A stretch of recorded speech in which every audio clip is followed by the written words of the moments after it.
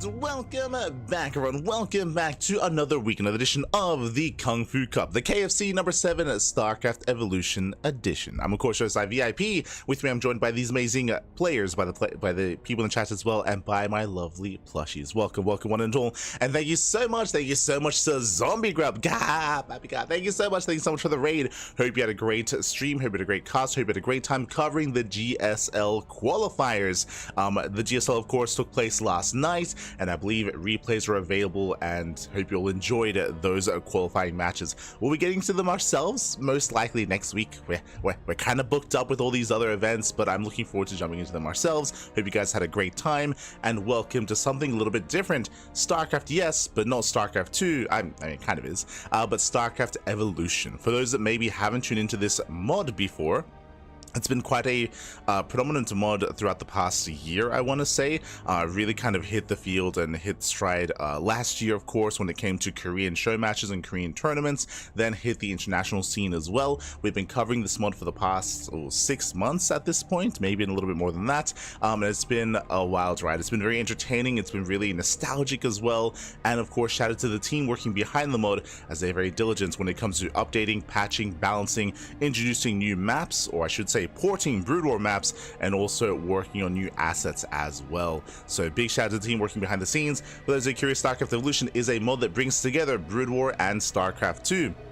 Basically, all the 3 Brood War races have been ported over, have been adjusted, have been balanced, have been changed in the StarCraft 2 engine. To be fair, it's not a direct port, and as I mentioned, they do actively balance the game.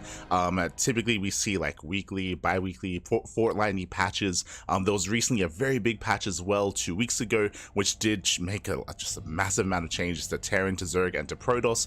And the way this mod works as well is that it is balanced and designed in such a way where the Brood War races, they face off against the SC2 races. You typically do not, or the game is not balanced for Brood War versus Brood War. The game is also not touching any of the SC2 races either. When it comes to the balance of the StarCraft 2 races, it's just base game. It's just base game. You know, they leave that alone. They only ever adjust the Brood War races instead. And it's really interesting, really fascinating. When it comes to a lot of the new modes of the game or other RTSs that have been coming out, StarCraft Evolution has honestly been really fun to get into. Has been a treat, and has been very interesting to see how the scene has grown around it as well.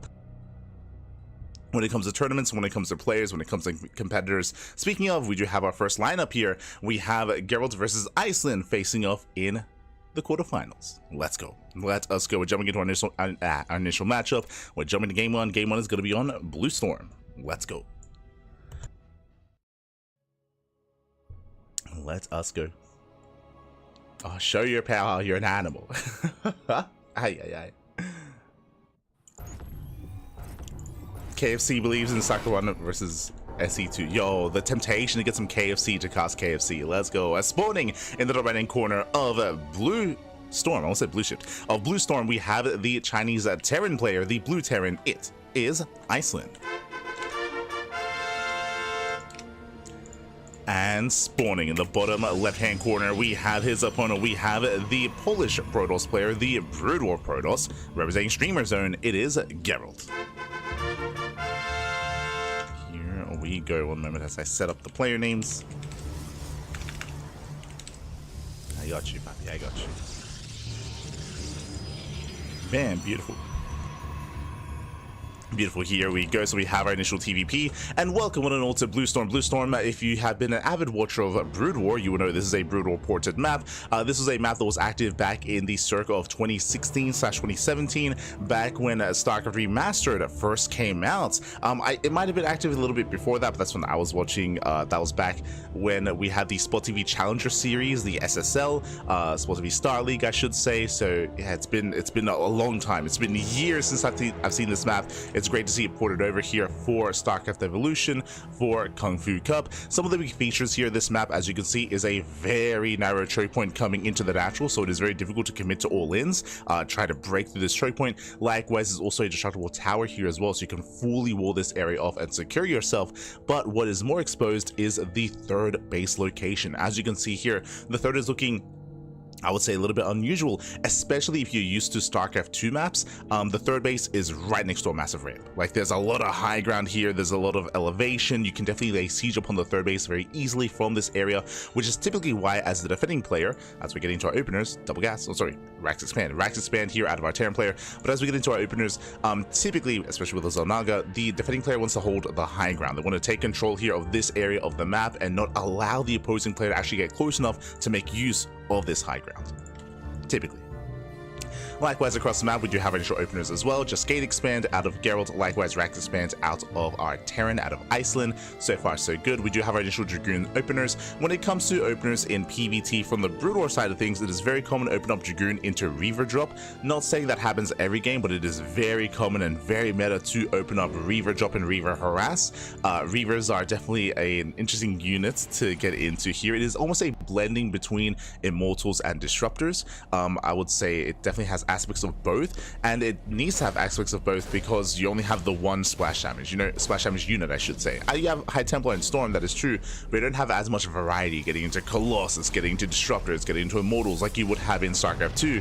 In BratOK, your robo units are much more limited in what you have available to you, so because of that, a lot of these units in BratOK, they have to take on multiple roles, and the Reaver is a good example of that. But now though, I'm going to be settling in.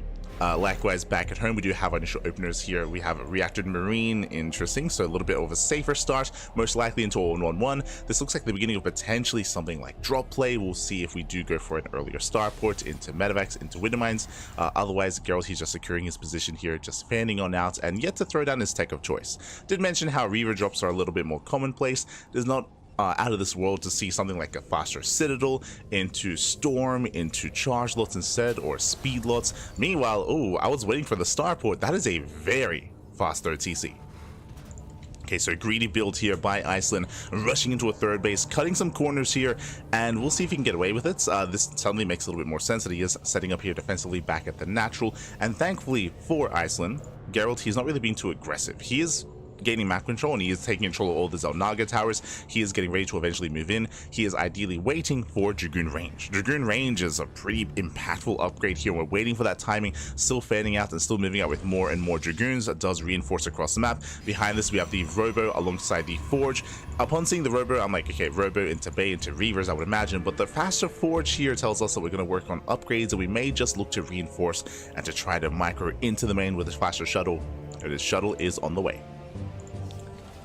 Dragoons, they do push on forward. Likewise, there's also a high ground here as well, so a low ground natural. This makes it even more difficult to defend, at least from the right hand side. Tank getting in position. There it is, we have the Bay on the way. That should be for Reaver drops. Dragoon range does kick in, and it cannot range the bunker, but cannot outrange the tank. Ooh, the tank shot's going to be going up. He's going for the tank itself. Repair's not in time. Tank is going to go down. Massive pickup. Tank does fall. And from here, there's nothing to really threaten these Dragoons. I mean, that tank was the backbone of the army. Without the tank, we're not going to get away with its greed. It's not going to happen. Again, faster TC. The greed is being punished. The bunker is under fire. And now we can start focusing down those SCVs. Yeah, workers are going to be zoned away. More Dragoons rocking up. And again, Iceland, who was looking forward to a longer game. Oh, we do see a bit of an overextension from Gerald. We'll bleed out one Dragoon. One Dragoon goes down. Shuttle has arrived. From here, we can micro back. We can also, ferry into the main. Behind this, here come the Reavers. Now, this is not your traditional Reaver drop opener, as typically the shuttle will be lined up with shuttle speed and with the initial Reaver, and it'd be done a little bit differently here. Gerald dropping ahead of time, slipping into the main, getting a couple of SCVs. Does get a couple, does pull away. Likewise, behind this, it is going to be Cloak Banshees from our Terran. So setting up for some harass. It can be a little bit awkward to get detection here as the BratOK Protoss player, just because you do need the observatory and you need to make use of your robo production for that. Oh! As the shuttle takes a lot of hits, Dragoons are left on their own.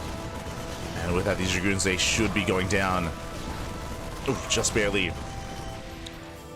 So overall, Iceland, he is holding, he is defending, but he is contained on two bases. Behind this, going for a second star, going for a third star. What? Mass Banshee? He's crazy. Oh no! Yeah, locking his brutal, shuttle goes down. But we have triple starport production here from Iceland. He's crazy, he's insane. From here though, Gerald, he has map control. His map control, taking a third base, getting a greater economy. Again, Reavers are still amassing, they're waddling across the map. It'll take a while. As you can see here, Reavers, they do take quite some time to actually get across the map. That's why they typically paired up with shuttles. So the rally, it'll take some time. It'll take some time. He'll get there though, he'll get there. Aye. As yeah, we're going just Mass Banshee. So we have Hyperflight Rotors and Mass Banshee on the horizon here for Iceland. When it comes to detection capabilities here, we do have cannons. Thankfully, cannons are being thrown out, so there is going to be some detection here defensively. There's the observatory as well. Again, you do require the observatory to actually make observers from the robo. So you have to jump through some hoops to actually get that mobile detection, but it's on the way. Gerald checking his vision. He did not actually scout the initial starports, but again, he's playing safely, playing securely. Banshees that do get across the map, they will threaten the mineral lines. And 2, 3 probes going to be going down, but the cannon does hold its own. And with that Gerald, he does defend. He bleeds out 3 probes with only 3 workers, and he's still successfully containing his opponent, containing Iceland. 4th command center's on the way, still going Mass Banshee. You know, the Reavers, they made it. Let's go. They made it across the map. They're building up the scarab shots. Now, thankfully for Gerald, there's no Vikings. Oh, and I spoke too soon. We have reactive Vikings on the way. They're going to be designed to shut down those shuttles. Reaver's going to be coming in. And shot's going to be going up. Ooh, going in for the Cyclone. Not on the Bio. One Reaver goes down. So far, so good. Iceland, he holds his own. Down to 1 Reaver. Gerald, he's holding on to that shot. Likewise, Banshee production is still ongoing. And Gerald, he peels off to drop towards the natural instead. Going for the mineral line. Likewise, Iceland, he finally breaks out. He can finally take his 3rd TC. Oh. Drop going off. Getting 5 SCV so far. Did I say 5? Up. Oh my god. Getting it to 6. Nice switch towards the end. Oh my god, wait, gee, wait, what? where are we going, Pappy? Yay. What just happened? I was almost like seeing like a zealot dragged across the map. That was crazy. So something that you can do is you can target the ground. Likewise, sometimes scarab shots do actually fizzle out, especially if they do target a unit that is blocked by terrain, as they do actually follow terrain. From here, Gerald, he pulls away. Does pull away. Oh Jesus, the Banshees, they have been popping off. Oh my god. They have been popping off here, getting into the main. Going for the cannon. Cannon is going to be targeted down. The cannon on its own is not going to be enough. Ooh, and this is getting out of hand. Getting 16, 17, 18 probe kills, and still not done. The Zealots, they don't shoot up. Where's the anti-air? Dragoons are now coming in. But remember, Dragoons are so much more immobile compared to Stalkers. There's no blink. There's no blink. They have to waddle on over. And that makes something like Banshee Harass that much more difficult to deal with, especially without any air units. So that's going to be 25 probe kills. And again, Iceland, he broke out. He's on his own 3rd base. He's muling his heart out, getting even more economic damage. Shuttle trying to chase him down. Oh. There's another way to deal with this. Boosting in with those Dragoons. Likewise, back at home, still not stopping Banshee production. He's crazy. He's not stopping. Making more Banshees, making more Vikings. His ground army here is going to be lacking as a result. He has some bio, he has a handful of tanks.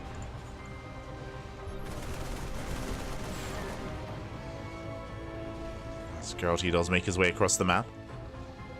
When it comes to Gerald's composition, very gateway heavy. Yes, he does have a couple of Reavers, but when I say a couple, I mean 0. He's down to 0 Reavers, just not making his first, after the others were sniped.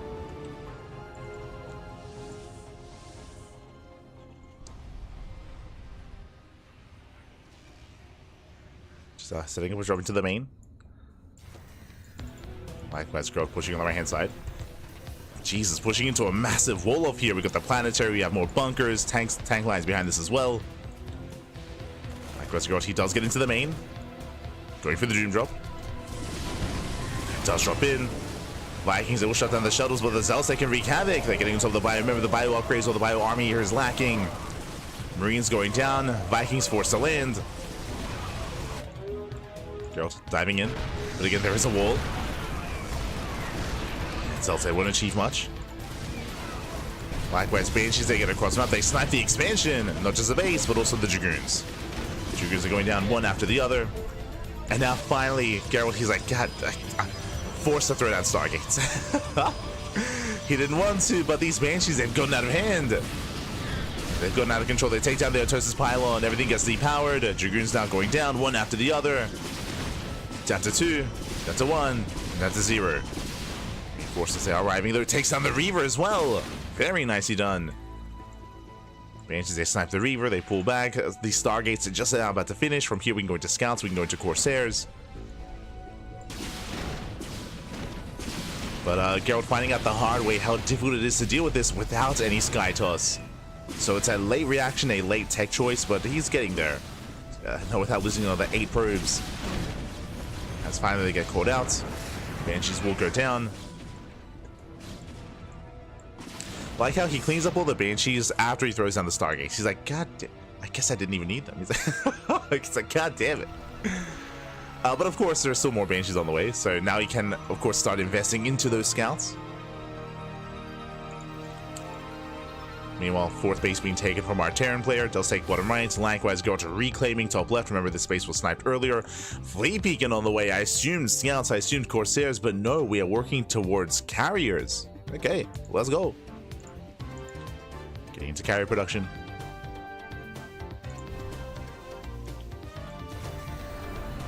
Still not stopping, by the way. We're going Sky Terran versus Sky Toss. Let's go. We're getting there, I should say. We have the shield upgrades on the way. We have +1 air attack as well. Girl's moving out. Ooh, and he will catch out these tanks. Oh, who catches who, really? Yeah, Dragoon does fall. Tanks, they hold their own.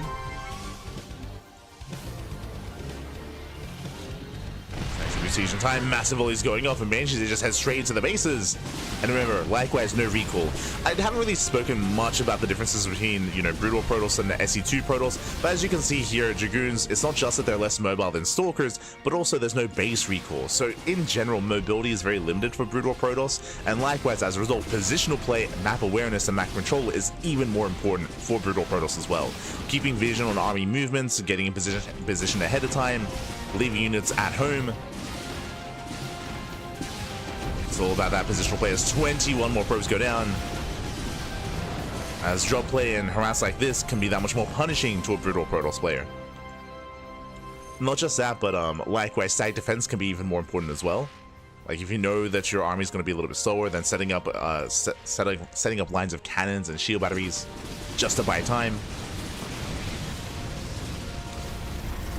As I'm afraid to look, how many probes have gone down this game? 63. 63 workers. Banshees, they're not done. They head over towards top left. Just one cannon in position. Meanwhile, Vikings, they land into the main. They came with the production. They're going for the Stargates, and Gerald is being pulled apart. Ay, ay, ay. Stargates, they will survive, thankfully. We have some Dragoons in position. Meanwhile, Iceland taking the northern base. Every base he can. Not many Dragoons left over. Likewise, we now have one carrier. Yeah, these Dragoons are going to be hunted down. Yeah, one carrier. Gerald, he is out of position. He's rotating over. The top left-hand base is exposed. And he's going for it. He's going for the base. Going for the expansion. +3 attack is on the way. Advanced service as well. I mean, I believe that will impact the Vikings. As Scouts, they will clean this up eventually, but they're going for the expansion. Won't get it. Nexus will survive. Tanks pushing right down mid. Vikings landing as well. Going for the natural. And again, Gerald's out of position. He reacted with his entire army towards the top side. And Gerald, he just cannot keep up. Another base going to be falling. Trading a base for a base, going for a top right at the same time. And at this point, we might just commit to the base trade. At this point, like, Gerald, he's losing far too much. Okay, he doesn't turn around, keeps on going. You see, Iceland is getting back into tank production, and he does catch out the army. Yeah, he's gotta clean this up. There's just not enough Dragoons, not enough support. Iceland, he's maxed out. And Gerald, a more prominent European player, struggling here. Reaver shot's gonna be going off, but alas, the Banshees, they reign supreme. The Sky Terran, oh my god, GG gets called. And with that, Iceland will take game number 1. GG. Whew. GG, well played. Iceland, who will take a lead in this series. And again, Gerald, we did mention it at the time, but he was very adamant about, or I should say he was very stubborn about not switching into Skytoss. If you recall, we pointed out at the time, it was a very late kind of transition into the Stargates and into the Scouts, into any kind of anti-air unit or any kind of Skytoss unit. Did feel like Gerald, he was confident in his ability, or he either confident or maybe just not really taking the Banshees seriously enough with how potent they can be. As we saw time and time again, especially towards the later game, it was very difficult for him to be in position ahead of time or keep up with the harassment of the mass Banshee, the mass Viking as well. Towards the end, Geralt was working towards that, but by then, damage had already been done. Remember, what, over 60 probes have fallen throughout the course of that game. The economic damage was brutal, and again, is learning as we kind of play here. Geralt, he has been a little bit more experienced with StarCraft Evolution, but not too much. For those who are curious, Geralt, I think he started playing StarCraft Evolution maybe a month, maybe I want to say at most 2 months ago. But he's not as adept at this as, say, someone like Spirit or Skillus. For those that, again, maybe are tuning into this for the first time, there are certain pro SE2 players that actually did adopt this game mode quite a long time ago or early on, like Spirit, Skillus comes to mind as well, some of the Koreans like Shin, Dark, and there are more newer adopters like Gerald, like ByuN, like Hero that are more recently trying out this game mode and more recently kind of getting into the more competitive aspect of StarCraft Evolution. And you know, there's a bit of a learning curve to it for sure. And at the same time, it's not like we often see this kind of style out of Terran very often in these kind of tournaments. That was crazy. But for now, GG, well played. Iceland does take lead in the series, and now we are getting into our next game. We're getting into game number 2. Gonna be on Sylphid. Let's go. Just catching up in the chat.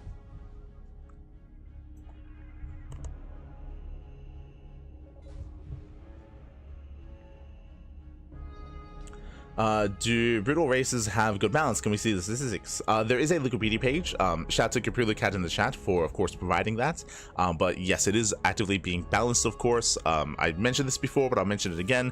There is a team working behind the scenes on StarCraft Evolution, and the game mode is actually actively being patched on a regular basis.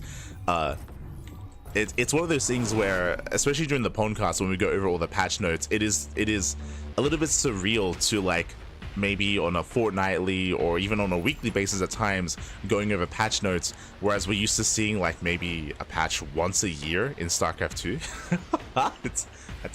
You can make an argument that StarCraft Evolution is being patched more than StarCraft 2 for sure. But it's a very dedicated team working behind the scenes on it. And shout out to, I mean, KungFu, who is one of said people on Team KungFu working on the mod and on the game mode.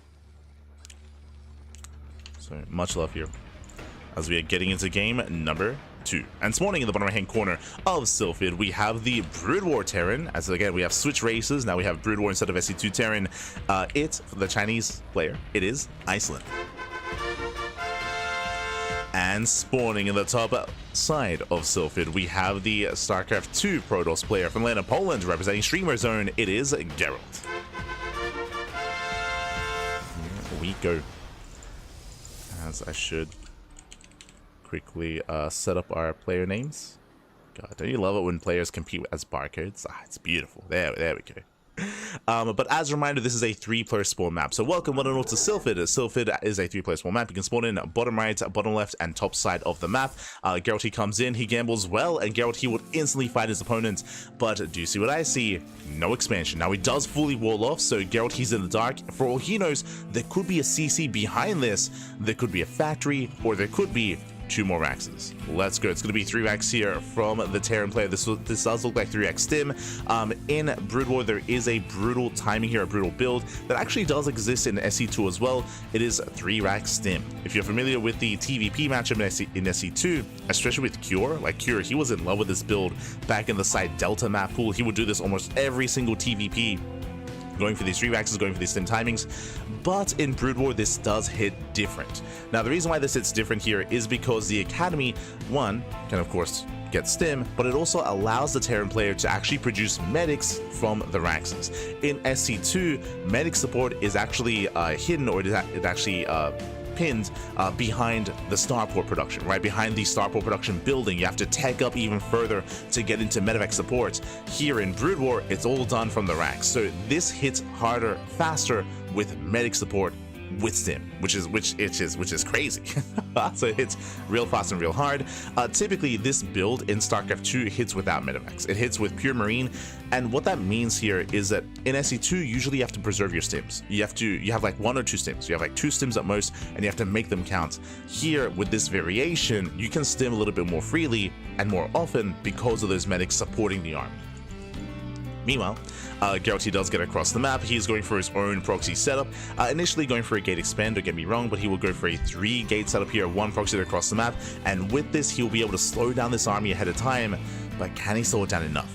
Now, we have seen, how do you shut this down? Actually, I would say the same way that you shut it down in SE2 with a Robo Opener. Robo Opener into Fast Immortal, into Fast Colossus with a safety Sentry can completely shut this down. Gerald, he does confirm the build. Stim is now done. Oh, Stim is complete.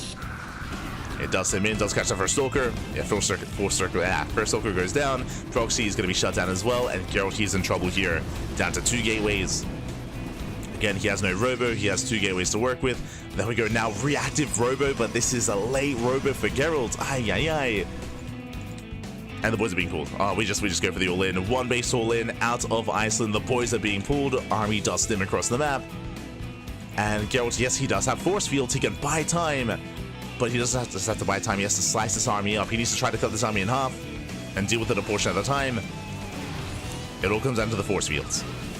Show us what you got. Stims in. He does zone away some of the Marines. Not bad. Okay, Marines are pinned back. SCV is going to be going down. So far, good start for Gerald, but he's going to be out of force fields. There we go. 2 more sentries on the way. The boys, they do get behind. Do we have more force fields? Not quite. Yeah, boys are being pulled. All the SCV is going to be going down first. Likewise, probes buying time. Marines are moving their way in. Force field once again pinning back some of the Marines. They do get pinned back. Nice control so far by Gerald. Targeting down whatever he can. Trading very well here. Remember, his opponent's all in. He's running out of SCVs. And Gerald, he's holding. Oh god, as he stims in, never mind. Oh my god, so close. He does go for the force field, but we're running out of steam. We're down to what, 4 Marines? Yeah, 4 Marines left. Very nice control here by Gerald. More Marines trickling in, but Gerald, he will barely hold on. The force fields with the MVPs time and time again, cutting the army in half. GG gets called, and Gerald, he will hold. He will tie the series 1-1. Whew, GG. Let's go. GG, well played again. Very crucial force fields there for Gerald to be able to slow down the army, to cut it in half, deal with 1 portion at a time. Very intense. GG. GG, well played. Whew. And with that, we're going into game number 3. We're going to the ace match. Let's go. We are going to the ace match. And we'll see how this story ends, as we're loading into one of my favorite maps. There's a lot to get into here. We're loading into Monty Hall.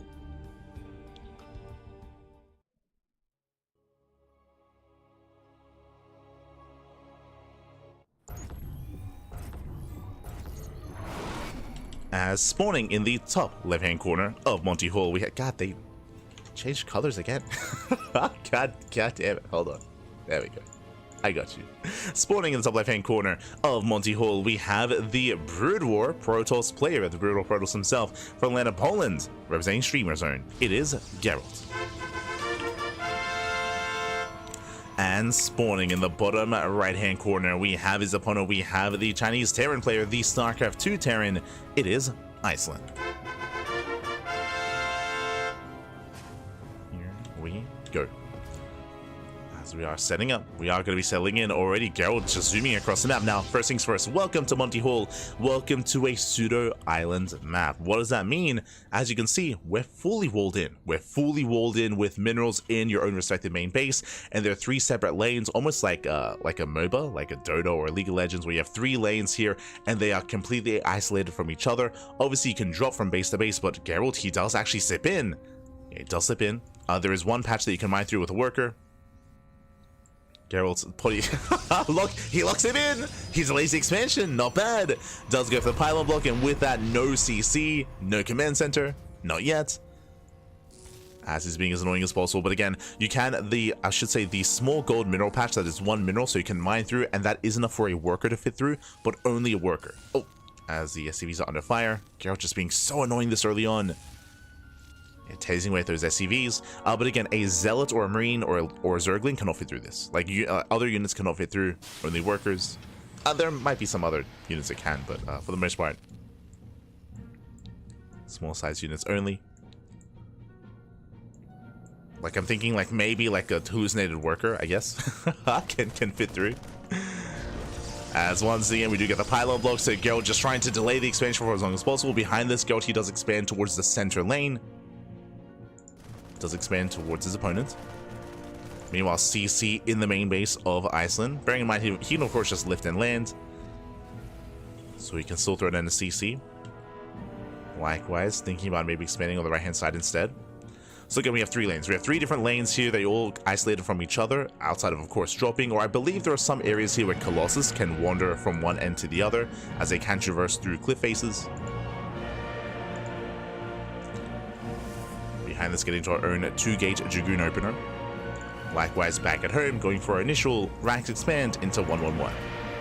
Now, last time we saw this Terran player here, Iceland, going into this matchup, going into his StarCraft 2 Terran, we saw Mass Banshee, right? We saw 1-1-1 into Cloak Banshee.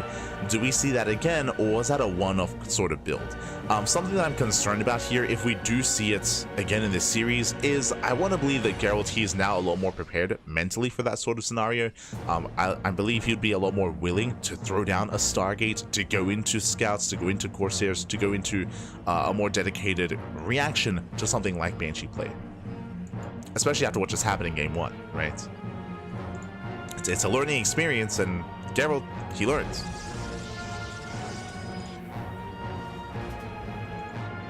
So now he is moving out. We'll see where Iceland does take us. We're now claiming the expansion.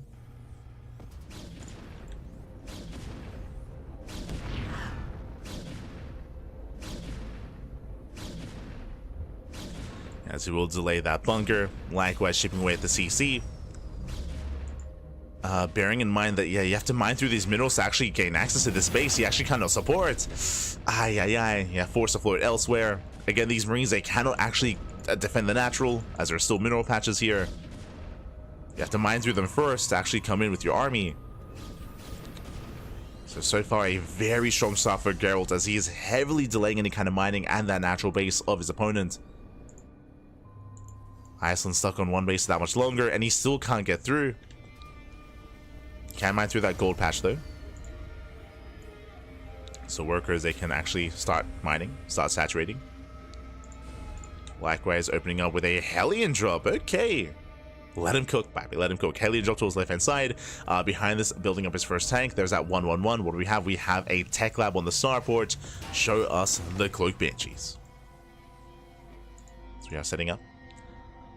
Likewise, behind this, Geralt committing to Master Dragoon. There's the Robo most likely for a Reaver base play. So far, the same build, going for the initial shuttle first to harass across the map. Now, the scary thing here is that Geralt, he's rallying, right? He's rallying everything across the map, so he has nothing in him to defend. And here comes that Hellion drop. The probe does spot this, though. ACs. Does see the drop. Geralt, he races back home. He evacuates the main. The probes are lining up. Up! Oh my god, brutal volley. Again, 3 Hellion shots to 1 shot here. So we can 1 shot these probes. Getting 5, getting 6. Getting up to 7. Medevac goes down. It's going to be a one-way trip. But it's going to be worth it here. As he takes down 12 workers. 1 more volley. Another probe going to be going down. 13. 13 probe kills for 4 Hellions. Well worth it for the Terran. Very well worth it. Unfortunately, Geralt, he was across the map, right? He was halfway across the map, then he had to react and race back home. As we mentioned, Brutal Protoss not the most mobile army. And no surprises here. Cloak Banshee. Cloak Banshee on the way once again. The MVP Banshees. They're crazy. Now, because of what happened in Game 1, we were expecting more starports, but we'll see. You know, I want to believe that that our Terran player here, that Iceland, does have more builds up in their mind. I was like, I want to believe he has more like builds and compositions up his sleeve. Hyperflight rotors, like there's no shot you invest into hyperflight rotors without intending to throw down more starports. So it does seem like it's going to be the same style again into Mass Banshee. Meanwhile, Dragoons, they drop in. Already, double Stargate, double Stargate, double Stargate's on the way. Gerald already, he does react quite hard to this. Nice juggling, nice control. It's a Marine. Oh! Iquest pulls away at the same time. Gerald, he does push on the right hand side. Runs into the tank. But the bunker is barely going to go down in time. Takes down the bunker. Applying more pressure. Takes down the depot. Moving in towards the tank. Tank likewise going to go down. Late repairs. Another tank falls. And fool me once. Shame on you. Fool me twice. I'm shameless. As we do have the Stargates. There it is, going into his Corsairs. Now, what I will say, we are investing into hyperflight rotors, but we don't have another starport. We have double eBay instead into double bio upgrades. This is something that we did not see last time. So it does seem like Iceland is mixing it up, which I appreciate. Meanwhile, Double Banshee does hit the natural. Probe's going to be going down. Oh no, there's no detection. Okay, sorry, there is. Observer comes in. Thank God.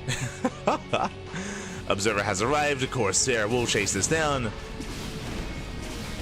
And with that, these Banshees, it's going to be a one-way trip. They trade as best they can. They get 9 probe kills. I mean, not bad damage, but they get cleaned up. Oh, meanwhile, we have scouts on the way as well. Now, I would imagine the hope for Iceland is that Gerald, he overreacts and he over-responds with these sky units, but they have multiple purposes, right? They can still focus on medevacs, they can still threaten ravens, like they will serve their own purpose. And thankfully, he's not making too many here. Just a handful. That's when he throws down like 2 more Stargates. Oh, and then never mind, he's committing. Yeah, he's then never mind. Making more scouts. Now, for those that are curious, I did see like a brief discussion in the chat referring to these units. Corsairs do splash damage. Corsairs are ideal against a more mass anti-air army, against Mutas, against mass Viking, for example. Like Corsairs can pop up. Meanwhile, Scouts, they're a little bit more multi-purpose. They do have a ground attack as well. I believe it takes 3 Scouts to one-shot, so 3 attacks from a Scout will kill an SCV, so you can actually wreak havoc in mineral lines. You can actually do some economic damage.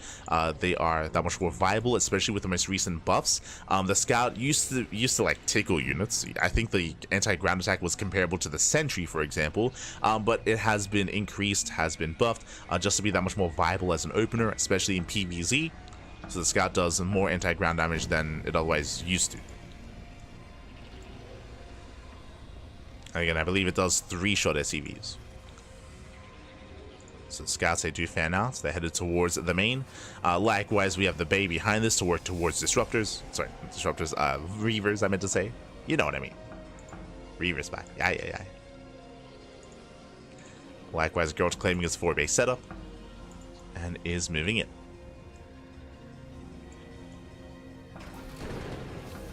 Actually, never mind, going for Stim. Okay, the Stim is still being resourced. 10-minute Stim? Jesus. Won't quite get it, but we'll pick up the SCVs, and there we go. SCVs are going down one after the other. Brutal damage. Marines, remember, they cannot Stim this down. As Stim was delayed in favor of Cloak Banshee and Hyperflight Rotors. So delayed by upgrades, 7 SCV kills. Corsairs, they make their way in towards the natural. Thankfully, there is a turret. Turrets will zone away. Corsairs, hold position here. Getting more workers, getting more economic damage. Marines, they do start to step in. And they will get 1. Oh, there we go. 1 does go down.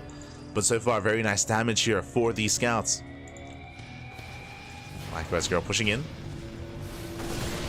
Does move in. Oh, gets punished for it though. Stim is done. Yeah, Stim is now complete. Dragoons are going down one after the other. Brutal damage. There was no support. Oh my god.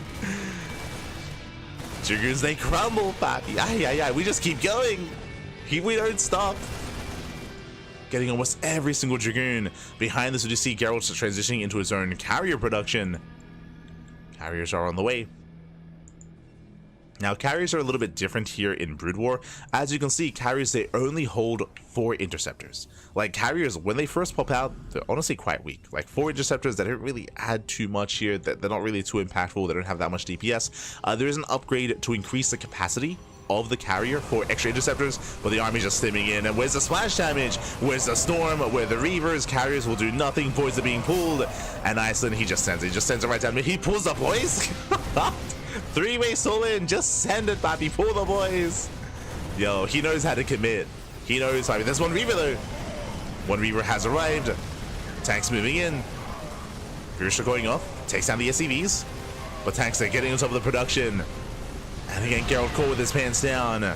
Caught with that 10-minute stim timing. You never expect it. The 10-minute stim, it's crazy. Ay, ay, ay.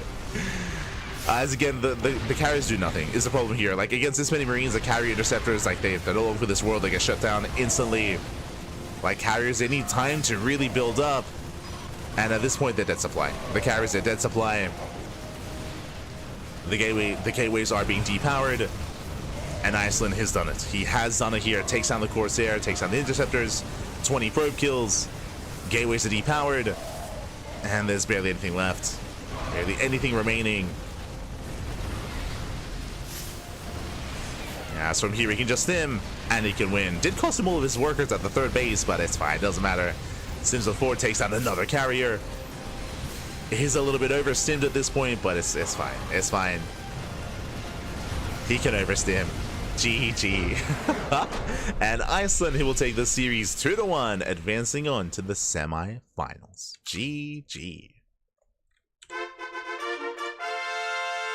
GG, congratulations. Again, Gerald, he did have a different approach this time, which I was quite fond of. Going for the Stargates, going for the Scouts. They had their play, shutting down the Banshees and harassing across the map. But so much happened so quickly that just escalated out of control. I'm referring to the...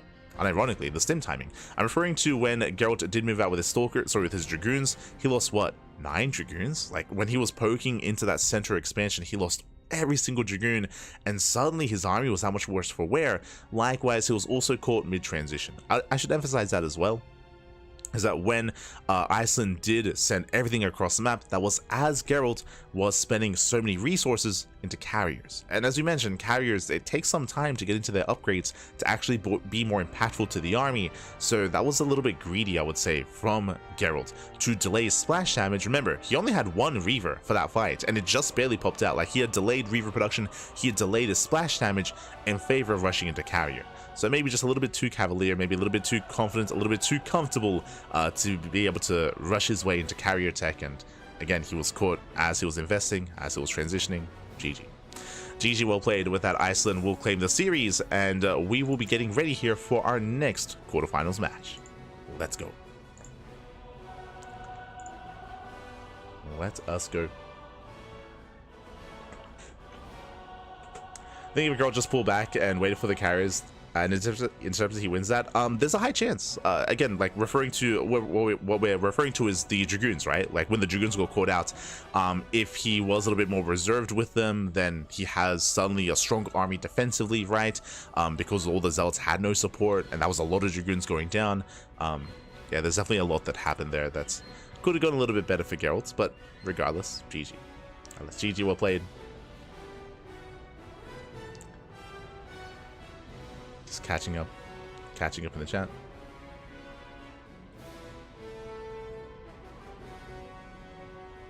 Shame. Oh, the shame. Disruption Web is still really good. Yeah, for sure. It is very good. Disruption Web, 100%. We have seen mass scouts, mass Corsair plus scouts like pop off with like disruption webs and all that stuff. It's really cool to see. In general, I'm really fond of most of the spells in StarCraft Evolution. Most of the abilities.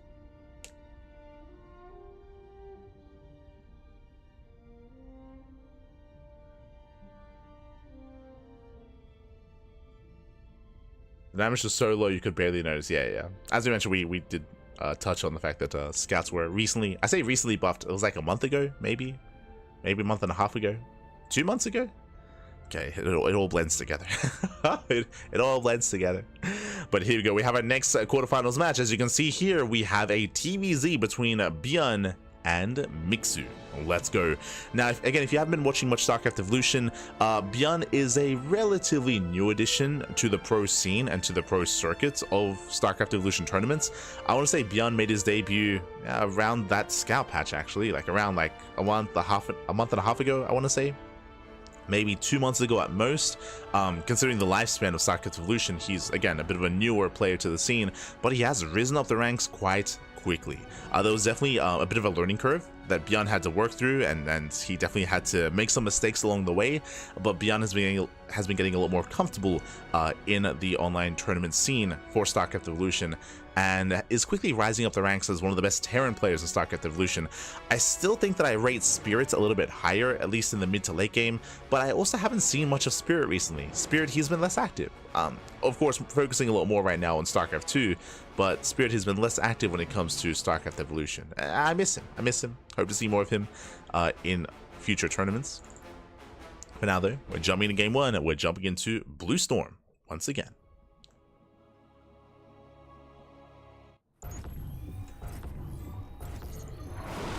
Here we go. And spawning in the top right-hand corner. Oh, I should fix this up. In the top right-hand corner here of Blue Storm, we have the South Korean Terran player, the Brood War Terran. Representing Shopify Rebellion, it is ByuN.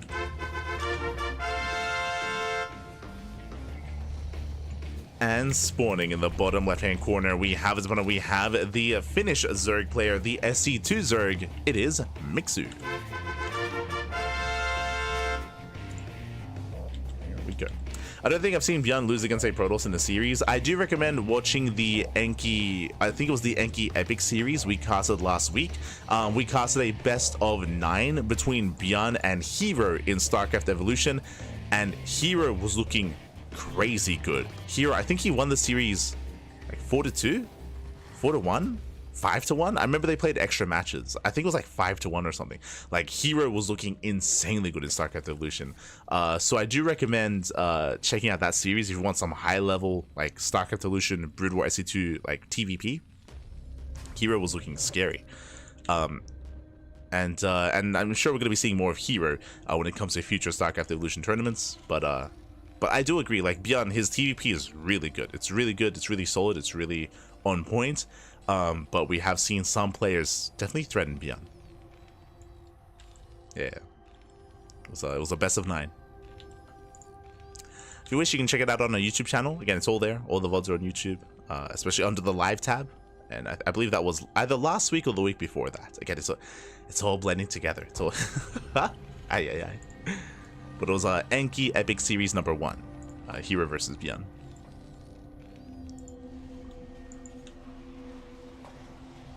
But now that we have our initial openers, this is going to be a delayed expansion, so late hatchery out of Mixu going for the faster gas, faster ling speed, and faster lings, and Mixu is going for a ling rush. He's going for the early ling speed, early ling flood across the map. Behind this, he can drone. We'll see if he does. Bearing in mind that the rush distance by ground is very short on this map. It's very short, it's very direct, but the reason for that is because it's easy to wall off with this small choke point. So you can wall this area off, you can defend with the bare minimum. Bunkers on the way. Ling's gonna be poking in, and ByuN, he will deflect. He will protect, he will deflect here at the natural. Behind this, Mixu is droning. He's not massing up more lings, but again, just really early ling speed, and Mixu, he pulls back into gas.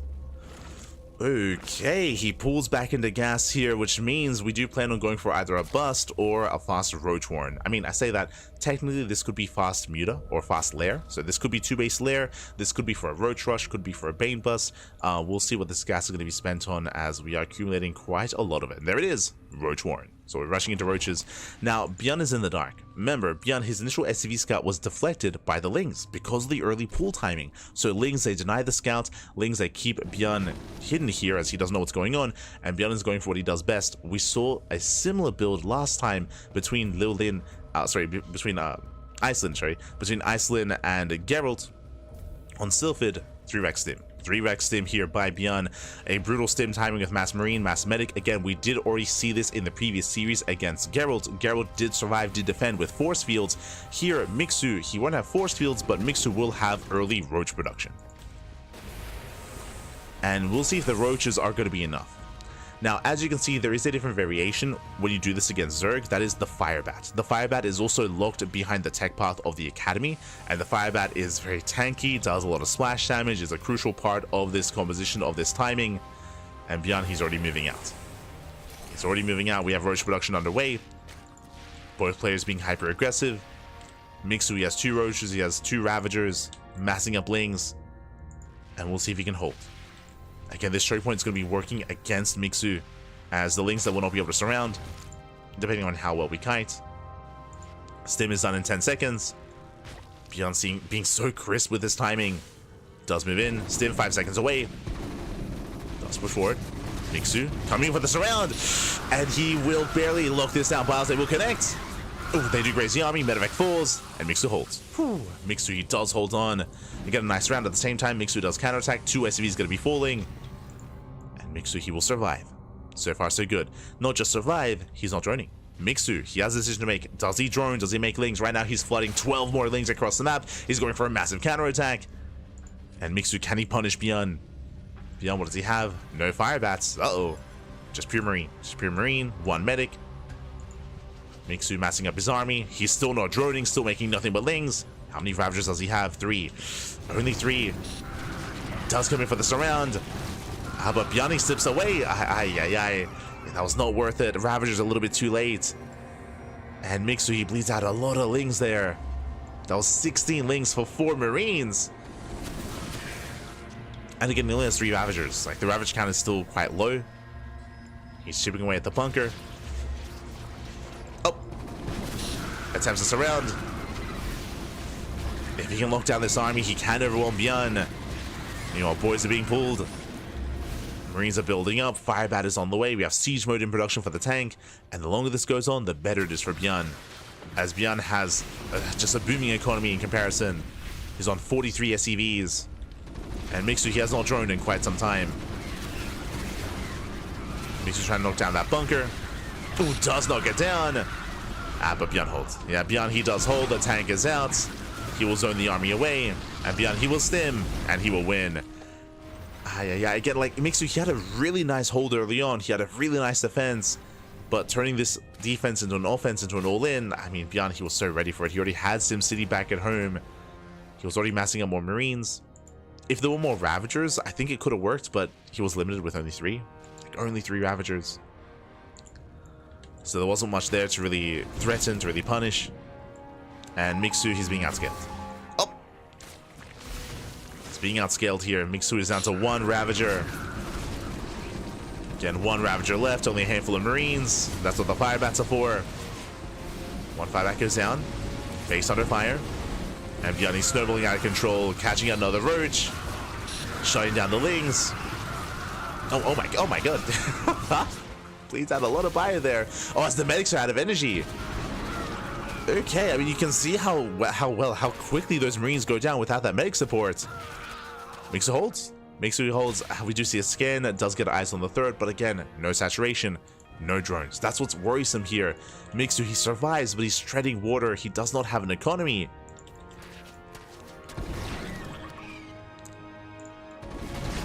Oh god. This ByuN, he does hold. He does stand his ground. Behind this, Mixu trying to re-drone, trying to saturate.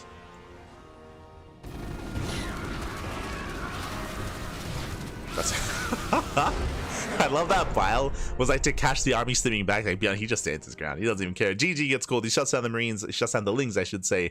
And ByuN will take game number 1. Whew. GG.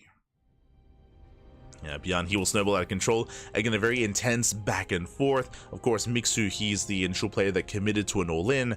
And unfortunately, when you're all in, if you don't deal enough damage, I mean, there's nothing else behind that. There was no economy. Mixu, he was just outscaled as the game progressed.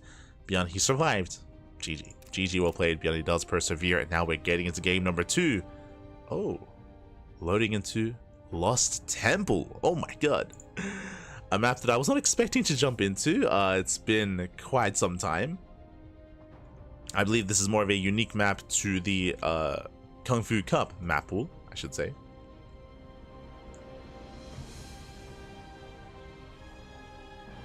Here we go.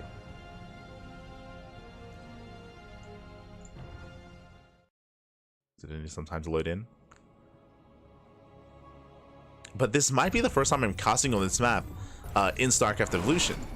Let's go. I'm here for it. I'm ready for it. As spawning in the top side, top left hand corner of Lost Temple, we do have our now StarCraft 2 Terran player.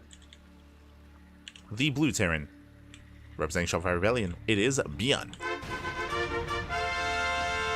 And spawning in the bottom side, or I guess they're right next to each other.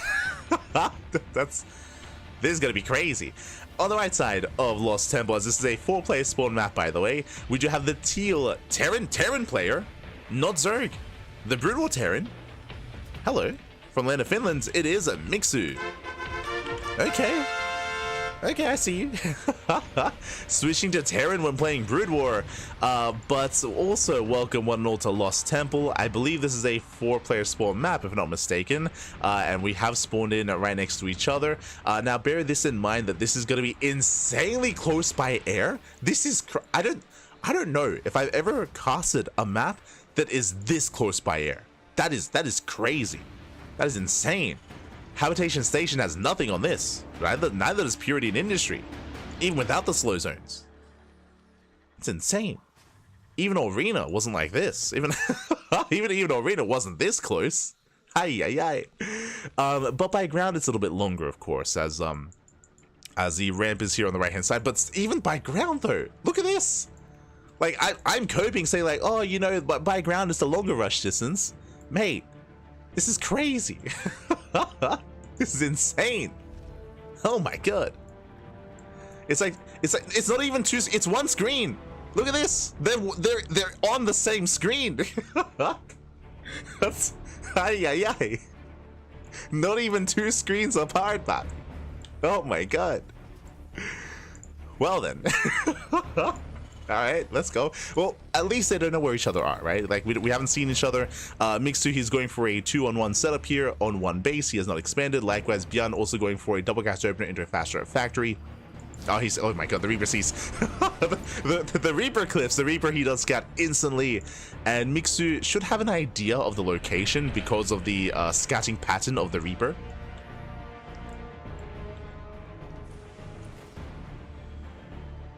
So Mixu, he does have an idea. Of course, ByuN has confirmation, and ByuN also gets a full scout. Checking the vision here, ByuN, he does confirm extra Marines. Again, it is a 2-1 setup here. Mass Marine is going to be moving out. Mixu being hyper aggressive. Behind this, what do we have from the side of ByuN? Still getting into his own tech lab, still getting into his own tank production or cyclones. Oh, he doesn't know. He doesn't know, papi. Mixu, he's looking. Oh no, I was hoping that again, because the scouting pattern, he would maybe have a better idea. But right now he's fanning out. He's searching for ByuN. He doesn't know, baby. He doesn't know. Reapers, they punish. They catch out another Marine. Yeah, now he knows. Yeah. He saw 2 Reapers coming in. Now he does rotate over. Does react. Does respond. Vulture getting shot down. Yeah, massive pickoff. Likewise, CC is delayed for ByuN, but what do we have on the high ground? We have the tank on the way. Tank is on the way. Still on the way though. Mixu, he's diving in. He's going for the dive. Can he get on top of the tank? A couple of seconds away. Tank does spawn in. And Mixu, can he start a step forward? Can he get on top of that tank before it does siege? It's going to be close. Tank pulls away. Tank does pull away for now, just going for the reactor. Never mind. Yeah, he's not going for the tank. Just for the add-ons. Just for the production. From here, still rallying in. And with that, ByuN will hold. ByuN, he will hold on. He does siege up. Oh, brutal on siege timing. He does rush in. And ByuN, he will stand his ground regardless. Cyclone does pop out, and he holds. He holds, he defends, he shuts us down. He will bleed out 5 SCVs. What I'm most concerned by, though, here is whether or not Mixu can hold against the aggression of ByuN. For now, ByuN just stabilizing, making more tanks, being more defensive. Okay, so ByuN is turtling up. ByuN is turtling up. Meanwhile, Mixu still rallying across the map. Or at least trying to. Some more awkward movement here. More Marines going down. Oh god. Slump are broken. Do you see Mixu expanding on the low ground as well? Taking an economic lead. It does get up in SCVs, but I spoke too soon. Cyclone does get in. It's just a very chaotic game state. Like what is happening right now? Cyclone is gonna get locked down by the boys. Lock down the Cyclone. Behind this, going into Mass Factory. So initially it was a double Rax opener, but now going into purely mech. Going into Vulture production, Spider Mines, tank production as well. Siege mode still has to be researched. But Mixu is building up on 2 bases. Getting into mech. Scan reveals the mech composition. The mech production. And ByuN, he's dropping in. Okay, these drops, oh god. Oh no, we're out of position. No, we're out of position. It takes seconds to get. I mean, I'm pretty sure, I could be mistaken. I'm pretty sure ByuN boosted from his main. I think the boost was still active when he got into the main base of Mixu. That was crazy. As from here, 3 SCVs. ByuN, he does boost away.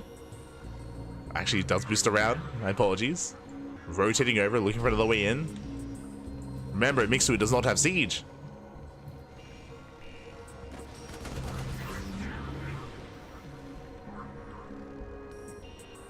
ByuN still looking for another angle of attack.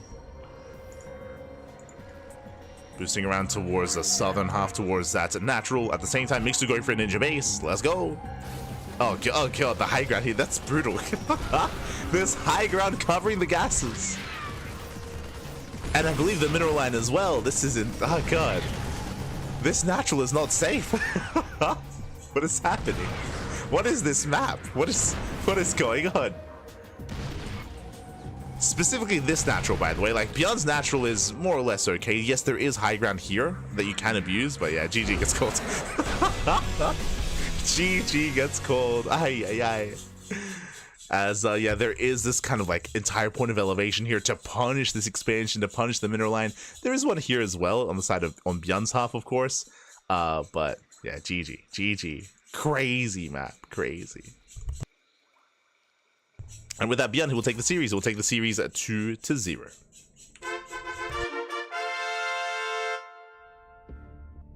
Didn't want to deal with him. I mean, that was just game-winning damage. Like, for Mixu not to be able to mine from his natural, like, he's just behind economically. He's been torn apart, losing too many SCVs. Like, that was game. That was game then and there. GG, well played. ByuN, he will claim the series. And with that, ByuN will advance on to the semi-finals. I can't wait for the next game on Lost Temple. I mean, I'm sure the dynamic would be very different if they weren't close by air and ground. If they just weren't close spawns, I'm sure like it'd be there's a little more of a back and forth potential there, but that was crazy. With that, GG, well played. With that, so we're getting ready. This was one of the most popular ones during Brood War. I can see this map being more, I mean, in Brood War it's a little bit different, right? Because in like Brood War races are less mobile. We mentioned this, right? Like, you know, dropships don't have boost, right? Tanks, they do need to research to get into, to be able to even siege up in siege mode, for example. Reapers, right? They can jump up and down cliff faces. Cyclones are very mobile as well. Getting to battle mech, of course. Like there's a lot that comes into play there, and there's a lot that makes maybe a map like Lost Temple less viable. Or I could see a world where maybe it would be more viable if they disable close spawns, right? Like if they disable close, which you can do, I believe, when it comes to some of these maps. You disable close spawns and you can only like spawn in one of the further away locations, then maybe I can see that being more sane. Regardless, GG, well played. With that, that leads us into the semifinals. Here.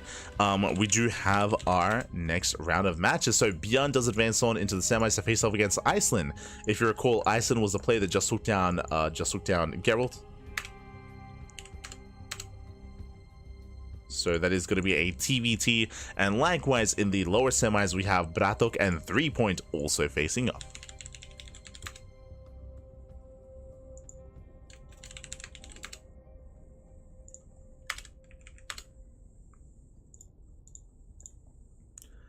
So we are setting up for that.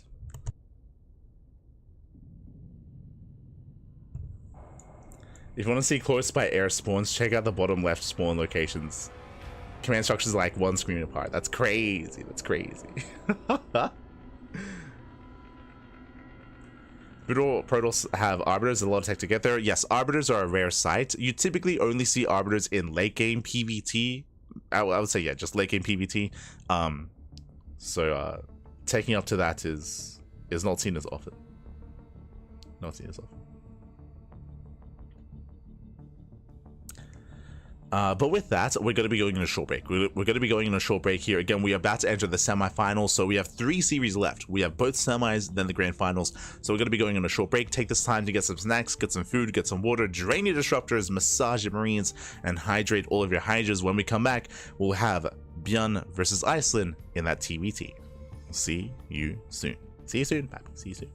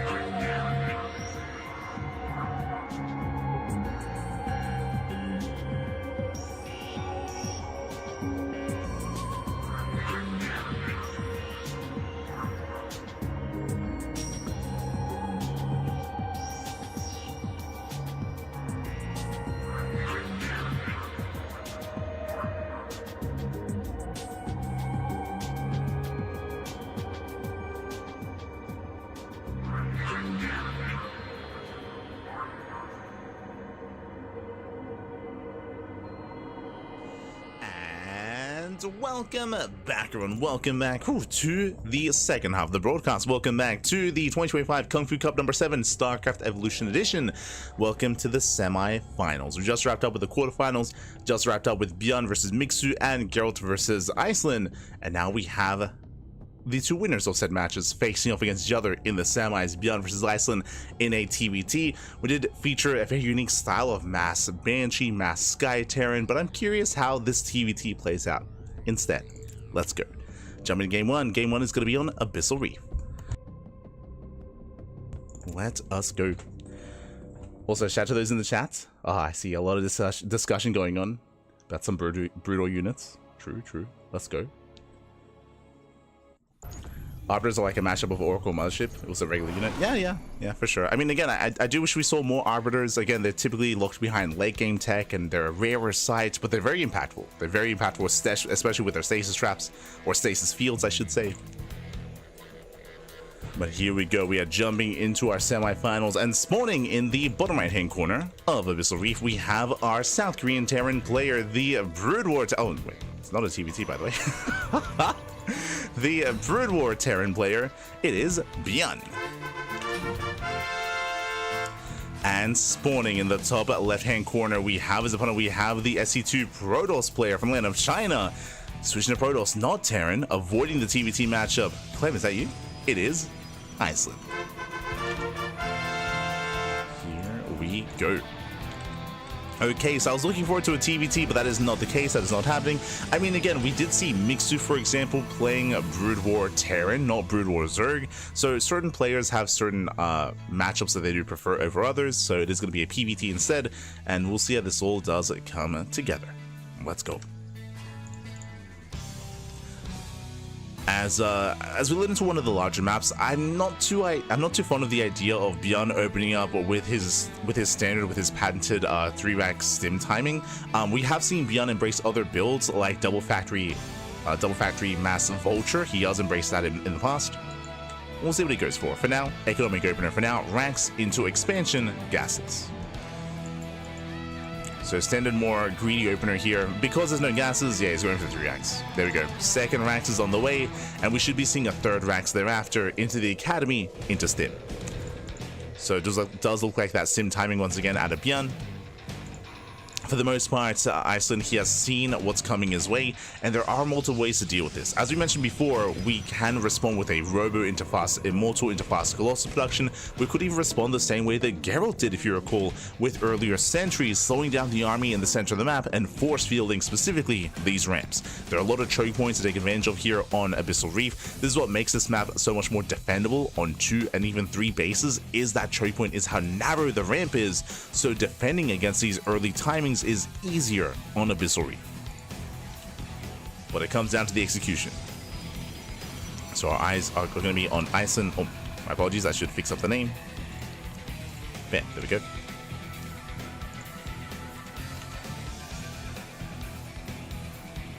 So do we fix it up? Likewise, third racks is finishing, gases are being taken, and here comes the academy. The academy is on the way, working towards stim. Working towards that 3-rack stim timing. Again, this is just a very popular, very prevalent build amongst Brood War Terran players in every single matchup, actually. Every matchup. And I appreciate this from Iceland. He's blindly going for his Robo Opener. I say blindly, he did see the early 2 racks, so he knows what's going on. Robo Opener back at home. From here we can go into the Safety Immortal and start working towards Colossus, and that is a secure way to shut this down. Still comes down to the control, still comes down to the execution, but Iceland has the tools to defend. So a very safe opener from our Protoss player. Very safe.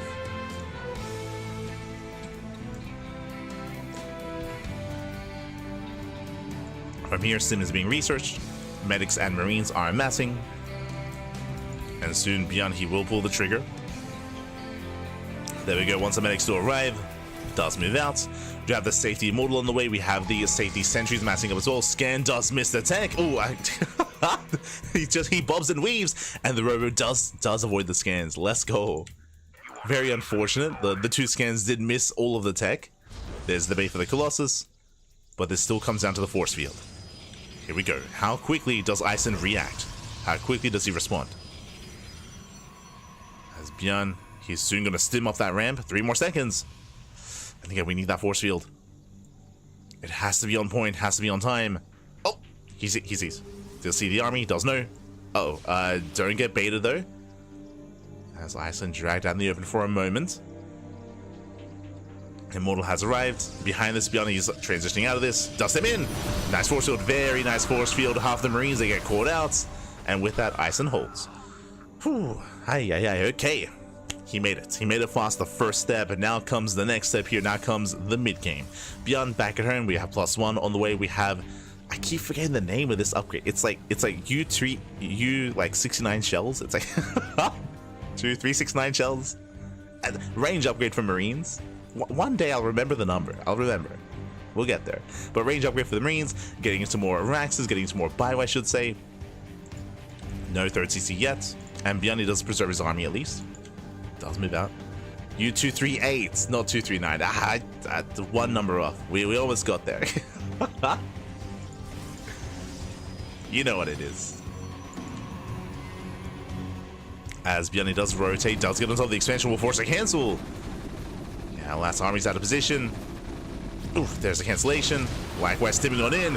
Oh, and the army gets caught out completely. Yeah, Iceland caught with his pants down. A sentry goes down, no force fields. A brutal trade, much more efficient here for the Terran. And a very strong start for ByuN. He makes up for the otherwise earlier timing. What does he get? He gets 2 Stalkers, 1 Sentry, and a cancellation on the expansion. So very nice damage. Oh my god. What is happening? As we did open Colossus, which is normal, right? Colossus opener into what? Typically into a ground army. Meanwhile, double scan does see the double Stargate, something that I was not expecting. But now ByuN knows. ByuN, he's aware that double Stargate into what? Colossus Phoenix? No shot. Void Ray? Rush into Skytoss? What's happening? What's show us the fleet beacon? There it is. Okay. Rushing into Skytoss. He's crazy. Now, can he survive? Now, the map itself is going to be helping the Protoss. Remember, like, Abyssal Reef is the 2nd largest map in the map pool, 2nd largest only to Neon Violet Square. It's also very defendable. It favors turtle play. 1, because of this, you fully wall off the natural. You can focus your defenses here at the 3rd. Likewise, the 4th and 5th base are also all centralized. All these bases are right next to each other. It is easier to rotate between them to defend against drop play, to get ready for main pushes. Wraith does hit the natural. And comes in for a scout to confirm. Does go in, he does get eyes on the fleet beacon, he knows. And ByuN, his goal here is to break his opponent before Skytoss. Now the map is going to be helping the Protoss defend, that is true, but this is still, I mean, look at this army. 2 Colossus and a Sentry, and an Immortal. Like this, there's barely anything here. And ByuN, he's moving in. We'll see if we can get within range of the expansion. We're rushing into Tempest are on the way. And this army is just so bare bones. Colossus, they swipe away the bio. Tank shots going off. Tank shots do go off. He's within range of the expansion. The Nexus under fire. And I don't know if Iceland can actually get on top of this. He's trying to. Yeah, the Immortal goes down instantly. The Immortal goes down. Ooh, brutal volleys going off here on the main army. And he cannot push in. Without charge, there's no way to collapse on this army. Either with charge or maybe with a surround with Blink Stalkers, but there's no Blink. Oh, the Tempest have arrived though. True. So the Tempest. Tanks, they target fire the Colossus, they get 1. Very nice target firing. 1 Colossus goes out, but the Tempest, they arrive just in time. Whew. And Iceland holds. Not the cleanest holds, he almost lost the base. More importantly, did lose a Colossus. 1 Colossus did go down. That was a brutal loss here for the Protoss. But he holds, he defends, he's building up more Tempest. He saves the expansion. And the game will continue. Okay, now from here, we're going into mass anti-air, we're going into mech. Okay, so we had the initial stim timing, and now full mech. The Raxes are going to be used as overlords. So we're floating out the Raxes to just scout, to get vision across the map, and we're going into pure Goliath, into some extra mixture of units here. We have Wraith production underway with Cloak as well, so Wraith Goliath. It's building up for ByuN. Likewise, of course, Siege Mode was research, getting into double armory, double upgrades. ByuN even going to be expanding, going for a, I would say, ninja base. The standard bases are the center expansions. These 2 bases are much more standard, so ByuN to peel off towards the right hand side is cheeky. Cheeky move here by ByuN. Going for that more hidden expansion. does move out. Upgrades are done for the Goliaths. He's got 1-1 as well. He does catch the Observer. And again, this army doesn't really have much support. There's no beef to this.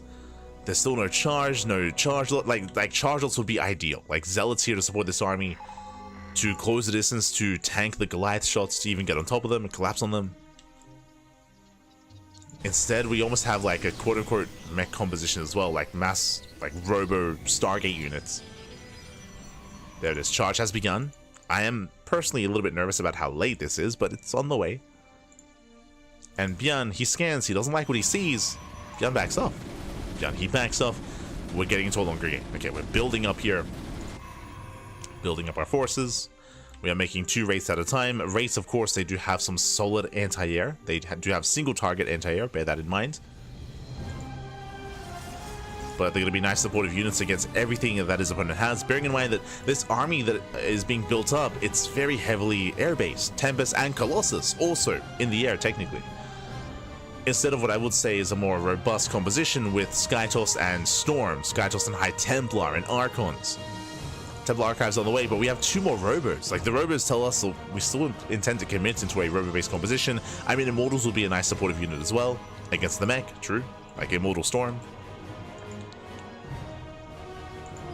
Meanwhile, Tempest, they move out.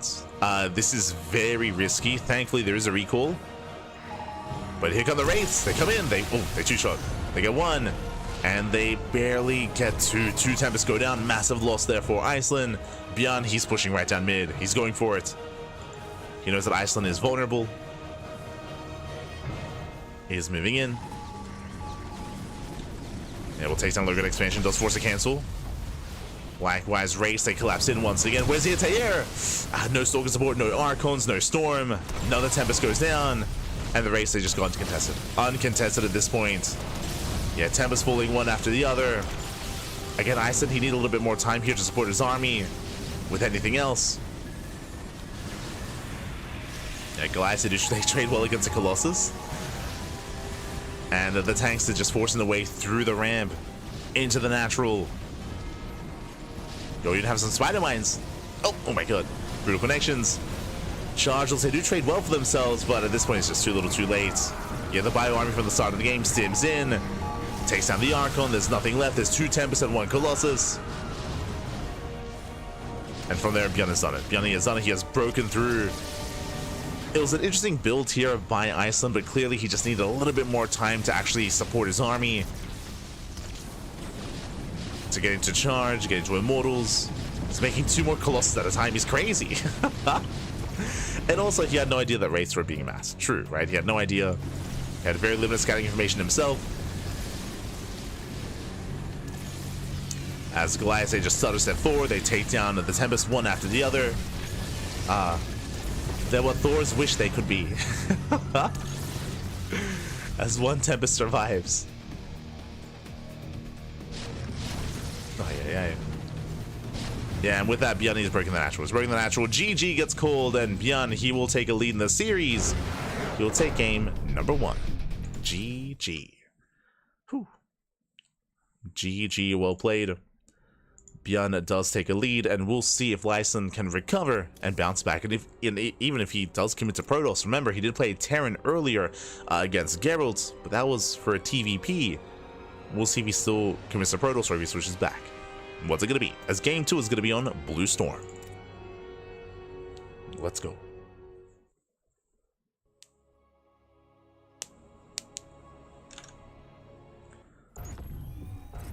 Here we go.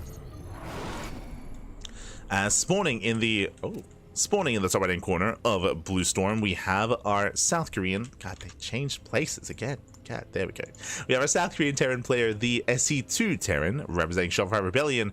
It is ByuN. And spawning in the bottom left-hand corner, we have his opponent. We have the Brood War Protoss player, so he's committing to Protoss here. We have the Brood War Protoss himself from the land of China. It is Iceland. Here we go. Just catching up in the chat. Oh, yo, we got some lore explanations in the chat. The U in the U-2H shells is for uranium. Ah, there you go. Did not know that. Did not know that. Are there medics now in SC2? Oh, thanks in the chat for of course chiming in and for helping maybe some newer viewers out. But yes, this is a mod, StarCraft Evolution.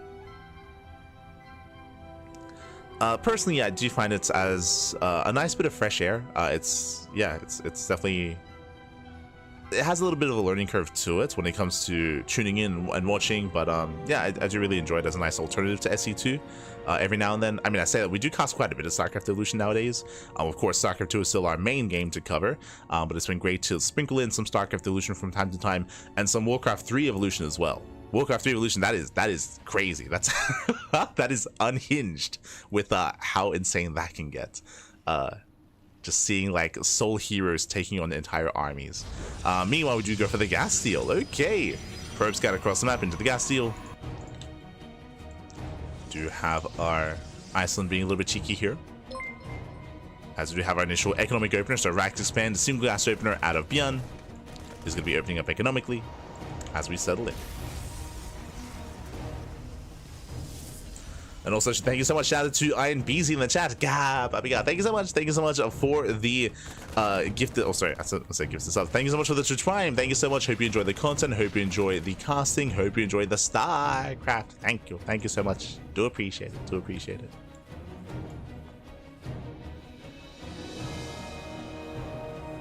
Warcraft 3 Evo is even more weird, though I have a hard time watching it and actually understanding anything because I've never watched Warcraft 3. That's fair enough. That's fair enough. I would say similarly, there's still a bit to Warcraft 3 Evolution that I do not grasp as a caster, but it's still quite enjoyable. Still a lot of fun. I would say that that mod is a little bit more rough around the edges. It's a little bit less refined than StarCraft Evolution. A little bit less refined, but enjoyable, entertaining nonetheless. For now, we do have our initial opener here. This is a little more standard. This is what we expect a little bit more to see. It is going to be a Robo opener, most likely into a Reaver drop. If you recall, Gerald, he did play around a little bit with Reavers, but for the most part, Gerald, he was hyper aggressive with Dragoons, if you recall. Oh, this is different though. So Dragoon opener into faster Forge, faster +1, Robo into a faster Observatory, not Reaver drop. Okay, I see you. Let him cook. Let it. So very different. I was getting ahead of myself. So it looks like we are going to be committing here to a Dragoon army early on. Behind this, ByuN is going for his own 111 early tank production. This 111 could have been like a Cyclone drop, Widowmine drop, early Hellion. Scan into the main does confirm the Robo setup alongside the Observatory, not the Robotics Bay. Oh my. And this is what I mean. Like this is a really weird setup. Like what was the Forge for? We went early Forge for early cannon defense. Yeah, okay, we went early Forge for the cannon, not for +1, into a Stargate. Into Scout Harass? I would imagine. No shot, we're rushing into Carrier. No shot. Where are you taking us, man? Where are you taking us? Ah, no. Strap it. Where we're going, we don't need no Reavers. Double Stargate. Okay, double Stargate. I would imagine initially scouts at least before the fleet peeking. Like this is so tech heavy.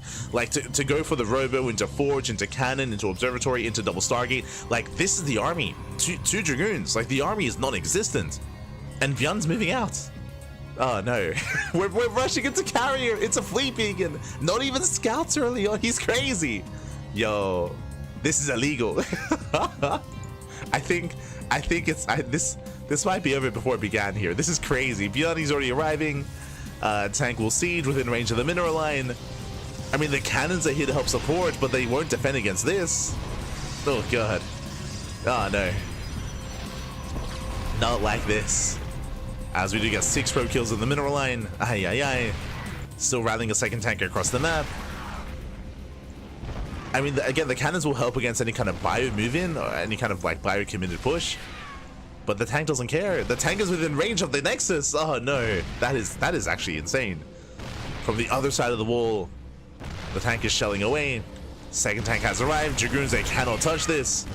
Oh, they get punished. Carrier production has begun. But remember what we mentioned earlier. like, we spoke about this during the Monty Hall game with Gerald, right? Carriers in Brood War, they spawn in with only 4 interceptors. Like, they're not really too impactful until after their upgrades. Like these carriers that are coming out are not a big power spike for the Protoss player. Like, the Marine Army and the Vikings here from ByuN may just be enough. Nice, tank shots are going up. Nexus is on fire. Yo, remember when Protoss buildings caught fire? I appreciate it. As the Nexus goes down, we are slowly pushing our way forward. And last Iceland is going to be stuck on one base, building up his carriers. They spawn with 0 interceptors. You know what I mean. They spawn with a capacity of 4 interceptors. Is what my comments meant. You know what I mean.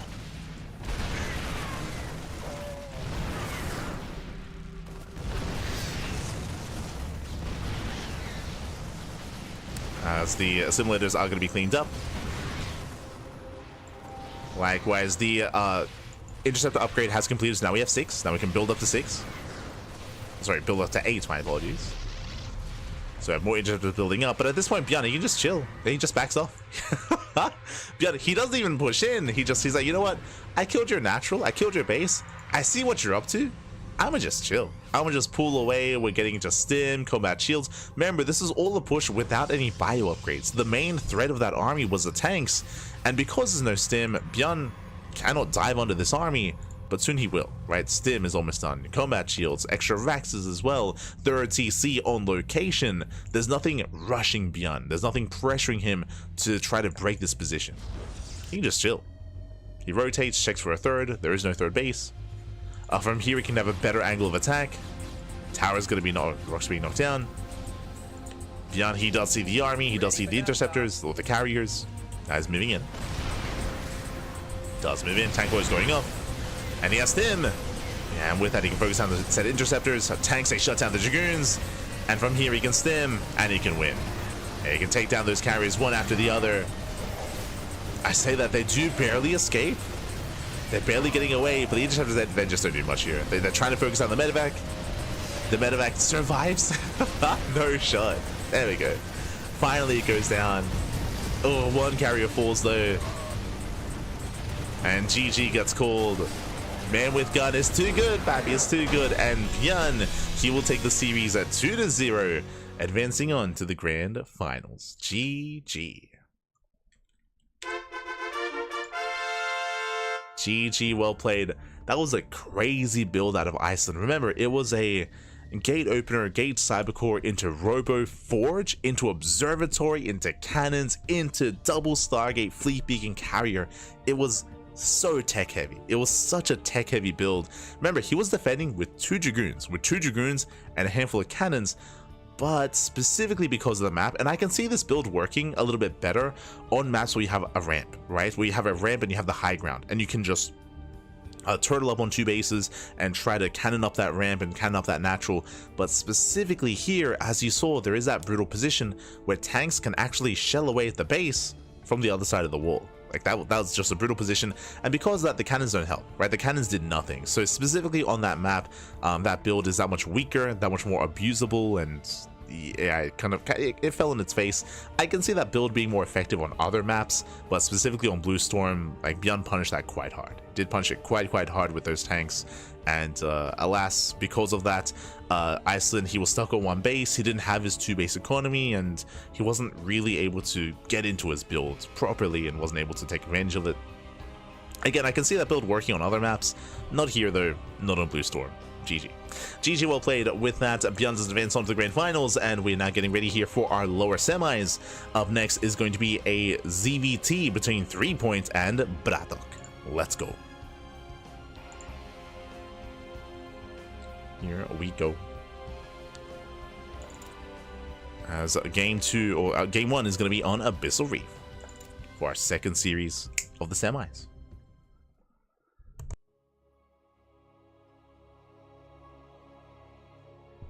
Need a shield upgrade to make that work. I would fall back on what I did mention, and the fact that the natural died is what really hurt and really killed the Protoss. Again, just to re-emphasize once again, specifically on that map, to be able to abuse the natural in such a way, it felt like almost a hard counter to what the Protoss was doing.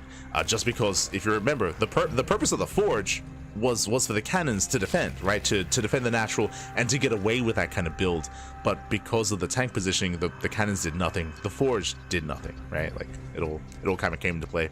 But with that, we're getting to our next game. And spawning in the bottom right hand corner of Abyssal Reef, we have our South Korean Zerg player. We have the Brood War Zerg player representing Team Hyper 1. It is 3 points. And spawning in the top left-hand corner, we have the StarCraft 2 Terran player representing Team Starcom. It is BratOK. Here we go. As we are settling in, we do see 3 point going for a gas pool on one base. He goes for a late expansion, earlier gas, earlier link speed, a much more aggressive start from 3 points. You have my attention.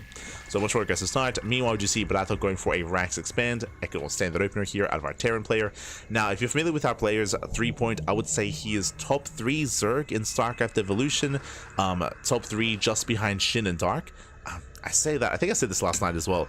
I say that tentatively because I haven't seen enough of YoungYakov and Wayne. Like, YoungYakov and Wayne have also been playing a lot of StarCraft Evolution, and I would say they're quite comparable in skill, and I still have a hard time kind of placing them comparatively to 3 points. So they're all kind of like vying for that placement. They're all strong players, strong Zerg players in general here.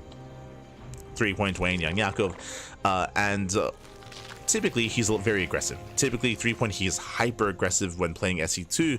When playing Brood War, he usually calms things down. Now link speed is on the way, he stays in. He stays in gas. So this feels like 2-base Muta, or I should say this feels like a fast lair. Technically this could be fast Hydrogen into fast Hydro productions, but I'm leaning more towards fast lair, which would be for Muta play instead. Links are moving out. We'll see what this gas is going to be spent on, because again, this gas income is a huge tell. Meanwhile, we do have BratOK hiding his starports. Proxy BC. Yo, what's going to be done with the starports? As back at home, 1-1-1, CC on the high ground, show us that starport. Meanwhile, Lings are fanning out, and there it is, starport is on the way. Now from here, this could be Proxy BC, this could be Proxy Banshee, this could be Proxy Liberator, it could be a Hellion, sorry, it could be a Medevac, so we can open up Hellion and then Medevac drop into the main base. There are options here. There are options for BratOK. Meanwhile, as I mentioned, yeah, fast lair. Again, like earlier gas income like this screams fast lair. For those that are curious, for those who have not seen Brood War Zerg, you do not need a lair for Hydras. Hydras are hatch-based, not lair-based when it comes to tech. So fast lair screams Spire, screams 2-base Muta. Technically, this could be like a fast Hive Rush, which sounds crazy. So this should be Muta play out of our Zerg player. For the time being, BratOK is in the dark. BratOK, he did open up very safely, so his CC is going to be delayed. But the Hellions are amassing, and okay, Hellion drop. So we have confirmation. So not Proxy BC, not Proxy Banshee or Liberator. For now, it is going to be a Hellion drop, and this can actually do a lot of damage. I believe it takes 3 Hellions to one-shot a drone. So we have 4 Hellions to dive into the mineral lines. We can see 3 point, he's turtling up on 2 bases. Remember, he's taking all of his gases. There's that Spire that we did mention, and he throws on the Sunken Colony to defend on 2 bases. But the main is exposed, and unlike in StarCraft 2, there are no queens. There's no queens to defend. It's going to be purely Lings and Sack defense, but the Sack defense is not on the main. Hellions back in, they confirm, they poke away. Medevac comes in, the Overlord does confirm. 3 point, he knows. 3 point, he knows, he is aware, he gets in position. Big scout for 3 point. And the Lings are ready for the unload. And the Hellions, yeah, they're not gonna get in.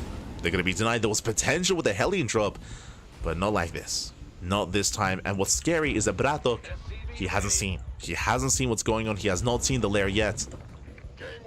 He's about to. Does dive in. Dives in, spots the lair, gonna be forced to pick up. And this, again, this screams 2-base Muta. Hoping he can prepare back at home. Nice Hellion shots, very nice shots, roasting up the Lings. 1 Hellion goes down. Oh god, a little bit ambitious there. Job with the Hellions, oh no, a bit of miscontrol as well. Every Hellion goes down. That's BratOK not quite being as attentive, focusing on his Liberator instead, and yeah, that was not as worth it towards the end. Liberator will siege up in the main, no Sunken Colony. Okay. Sorry, I should say no Spore Colony. No Spore Colony in the main, so mining is going to be denied. Remember, no Queens. No Queens for defense, no Sag defense either. 3 points stuck on one base, but here come the Mutas. Mutas are on the way. And again, this is good damage. Like, this Liberator is doing a lot of damage here in the main base. Even picking up larva, even catching eggs. Behind this, BratOK is going into Bio. And again, remember, he saw the lair. He didn't see the spire, but this all screams Muta play. He should be getting ready. I am concerned that there are no turrets. There are no turrets in position right now. So I'm concerned that maybe he hasn't pieced it together. But now he will, as Mutas have to reveal themselves. Mutas are revealed. Liberator goes down. And back at him, here come the turrets. And it looks like they should finish in time. Turrets they should complete.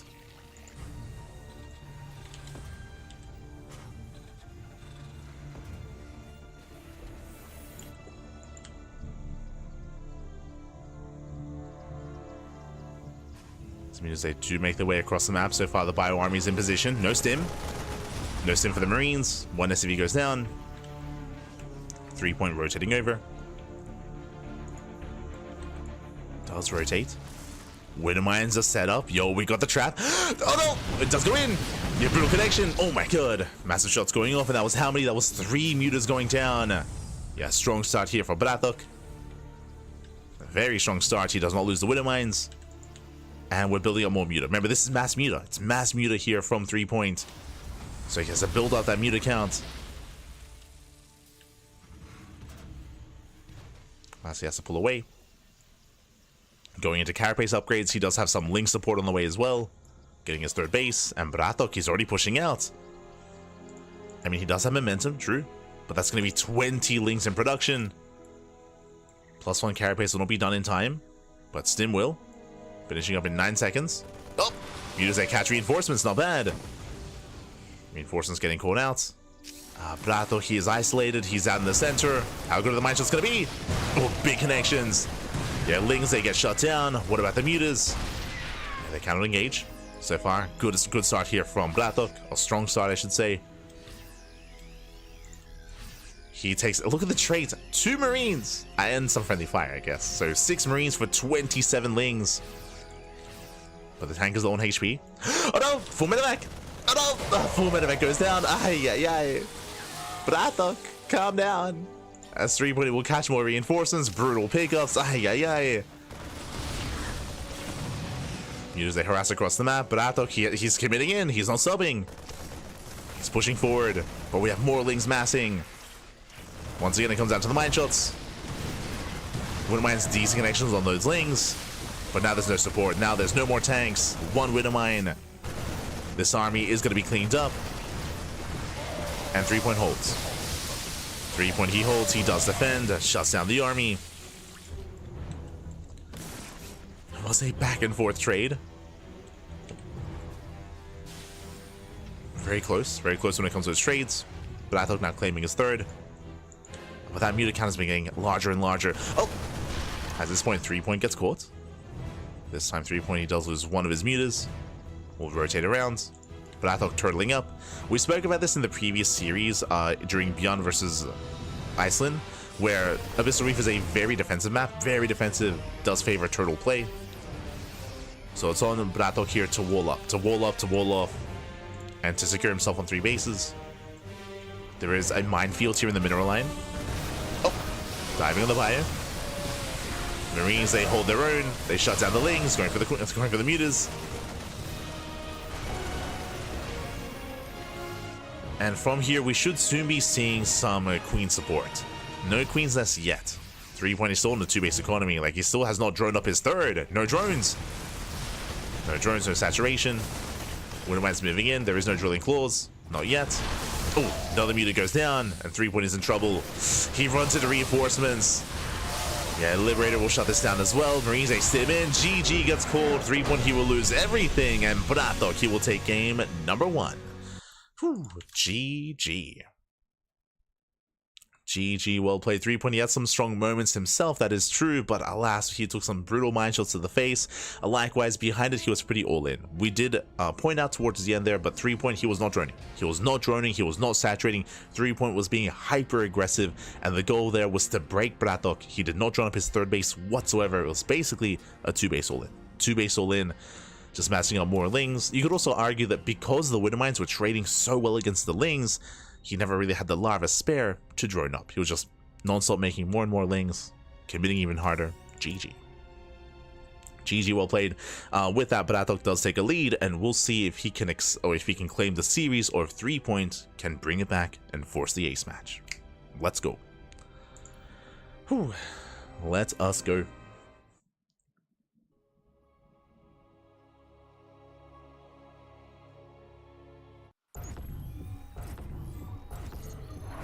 Now when we finish the campaign, hopefully. I look forward to it, completely cats. I look forward to playing the campaign. I mean, I still haven't played the Brood War Remastered campaign. I have to get around to it, but I do look forward to it. As here we go, spawning in the bottom left-hand corner of Sylphid, we have the South Korean Zerg player. The blue Zerg, the SC2 Zerg, representing Team Hyper 1, down in the series. We'll see if he can bounce back and force the ace match. It is 3-point. And spawning in the top right-hand corner, we have his opponents. We have the Brood War Terran player, the red Terran representing Team Starcom. It is BratOK.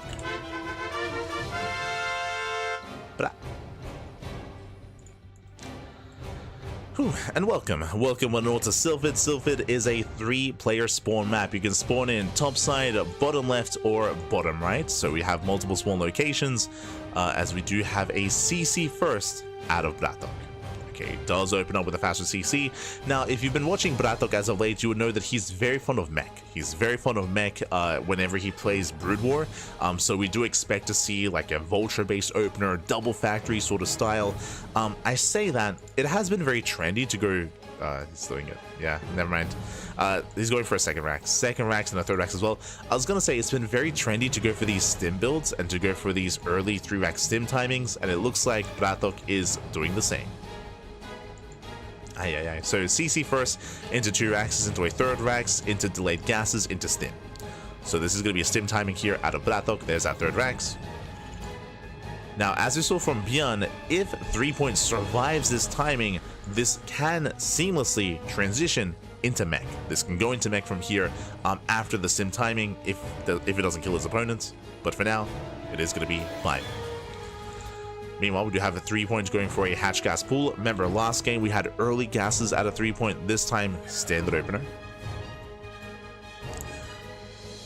And we do expect to see Roach play. I mean, we have seen different ways to deal with this sim timing. We've seen Roach defense. We've seen Ling Bane defense as well. It is quite intense, though.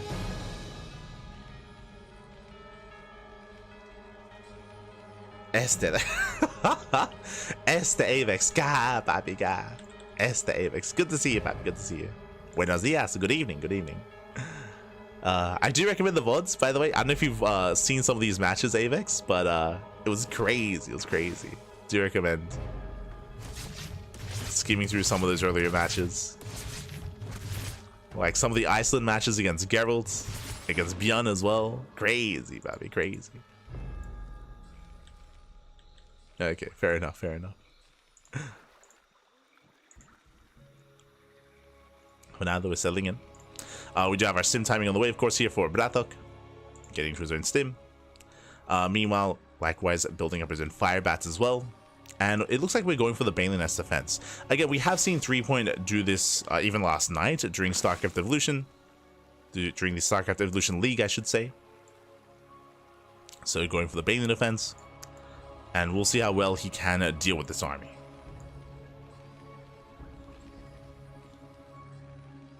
Here we go. Crazy. Yeah. Este flipper flapjack. 100%. As we're waiting for that moment, BratOK does break out.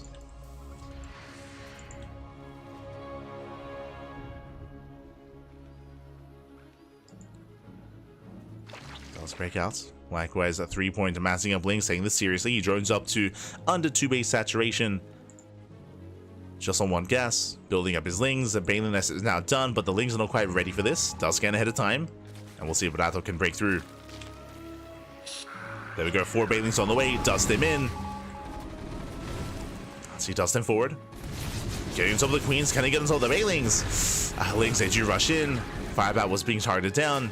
And so far, 3-point he holds. Whew. He does hold on. ByuNs, they do finish up in time. With that, BratOK heading over towards that 3rd base. And we'll see if 3-point can get that surround. Now, very nice target. Oh my god. 1 ByuN connects. No. 1 ByuN breaks through. A very nice target firing until the end. And with that 3-point, he will hold. He will clean this up. He will shut this down. And with that 3-point, he can now drone. He can now drone, he can saturate, he can build up towards a longer game stage. And BratOK, he's going to be stuck at home. 1 ByuN is sometimes all it takes.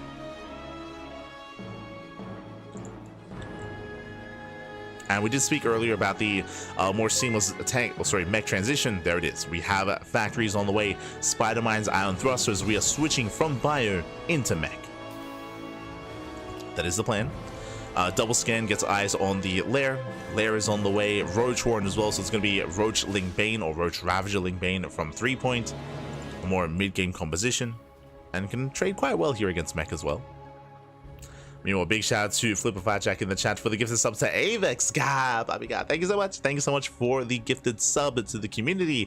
I hope you enjoy the content. Hope you enjoy the StarCraft. Hope you enjoy the casting on the channel. Thank you. Thank you. Do appreciate it. Always, papi. Always. Oh, now you have ducks in the chat. You can also eat ramen, and you can hydrate as well. I don't know if you noticed, but the hydrate emote is a reference to Maru. It's a it's a reference to the as we do surround the army, massive connections. Mate, who needs bailing speed? Who needs it? Oh my god. BratOK, calm down. Calm down. As we're building up towards 4 factories, double armory, double upgrades here on the way for BratOK. But for the most part, 3-point, he's free to drone. He's free to drone, free to saturate. 11 drones on the way.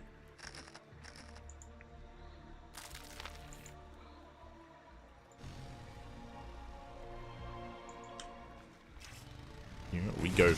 Oh! As vultures, they cannot fit through, actually. Yeah, they cannot fit into that natural. Very nice wall here, I just realized. Very nice roll by 3-point. Likewise, catching out the vultures, shutting them down, full surround. BratOK bleeding out far too much here. Bleeding out his bio army, his vultures as well. But really nice SimCity here, allowing workers through and other units not. Very nice. Also, shout out to Flipper Fat Jack for the gifted sub to Tater Tutor as well. Vultures, they dive in. Going for the spider mines, going for the queens. Yeah, shot's gonna be going off. Queens do go down.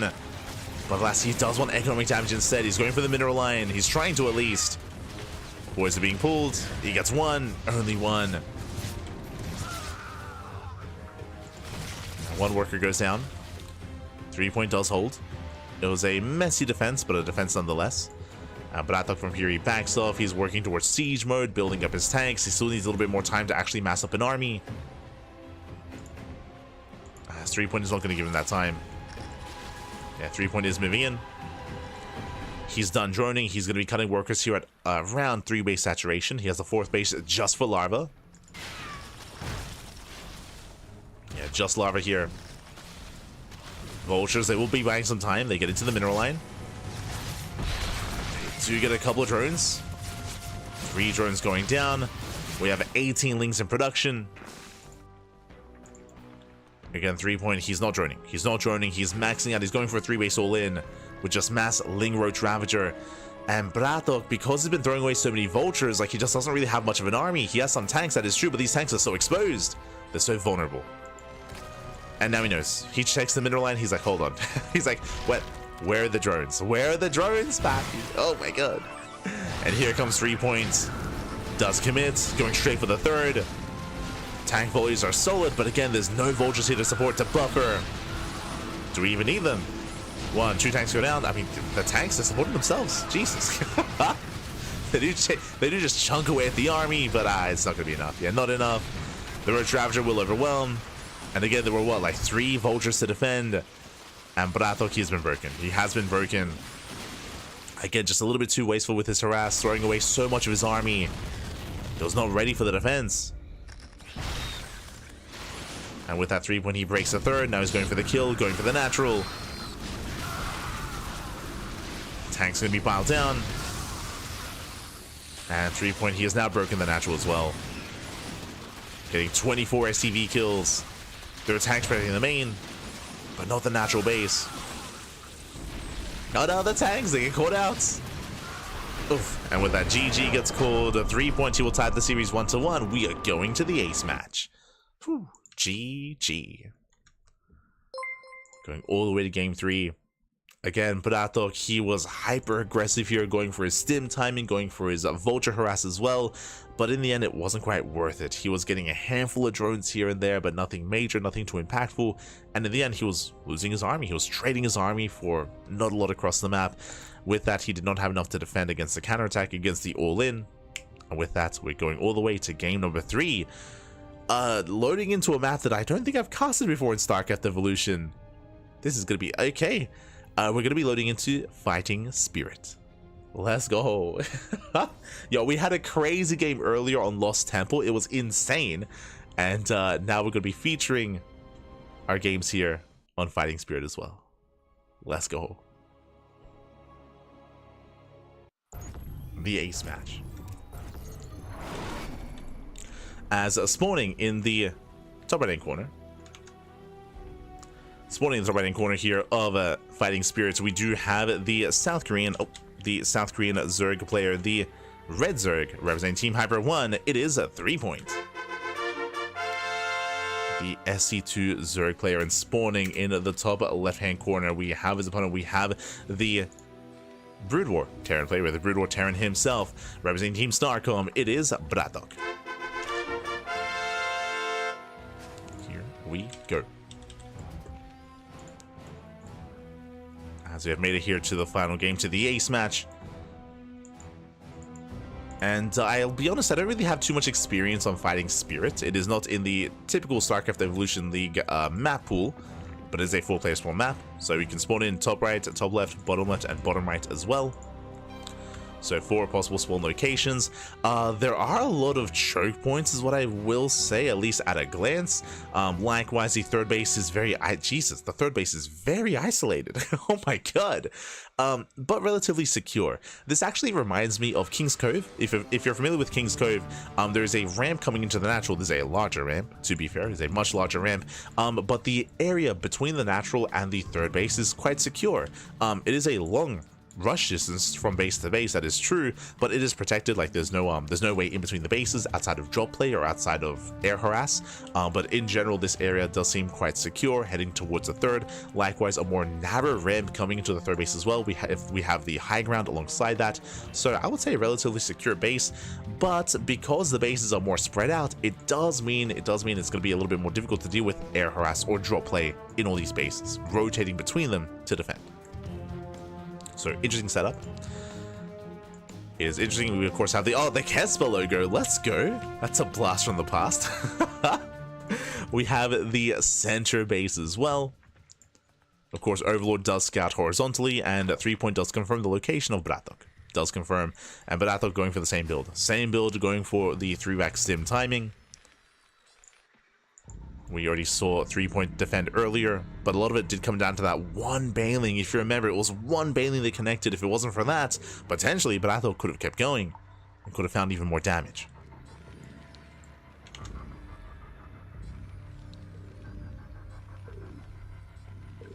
Here we go.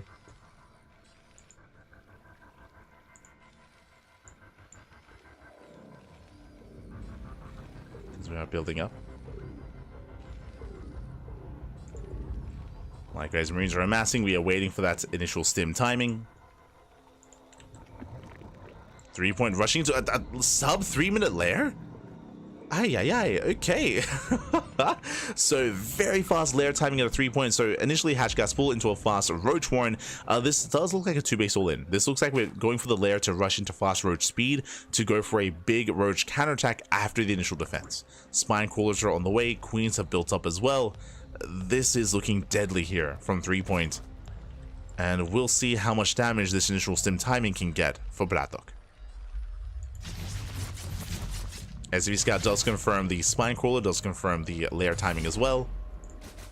BratOK has a better idea what's going on. I mean, he's still going to commit. Behind this factory is already on the way.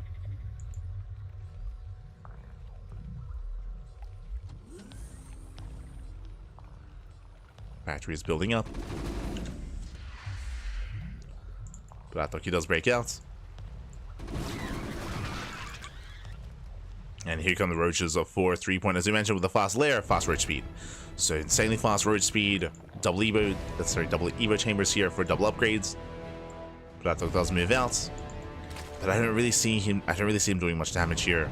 There's gonna be plenty of roaches.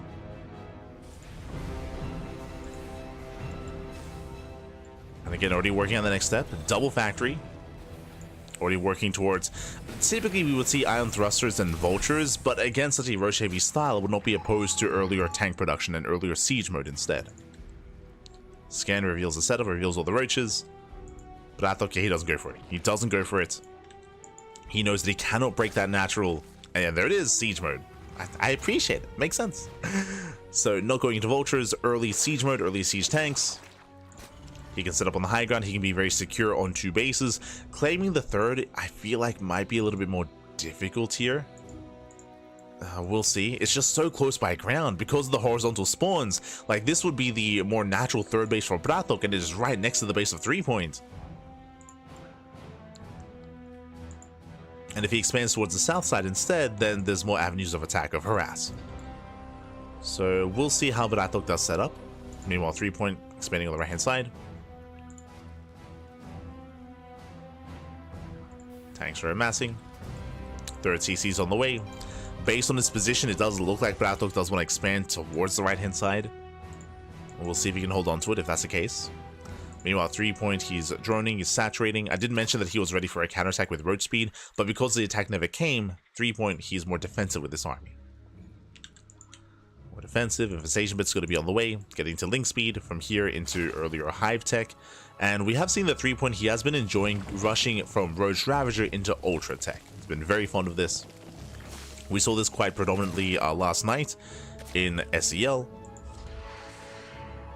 So from here, he should be working towards Hive and Ultras. As Ultras, they can honestly do a great job here just breaking these bio armies and getting on top of these tanks. Hive is on the way, as we did mention. Third base is spotted, and again, I feel like it's going to take so much to try to defend and try to secure this third. It's just so close to the Zerg army, to the Zerg bases. Yeah, but BratOK is not set up. For now, he will deflect, and he will attempt to maintain this position. I mean, he will have the high ground, true. Tanks are sieging. Tanks are sieging up. Behind this 3-point, just calming down. Again, going... Oh, he never quite got that second Evo chamber. Now it's on the way. Hive is almost done, and we are waiting for that Ultra Cavern.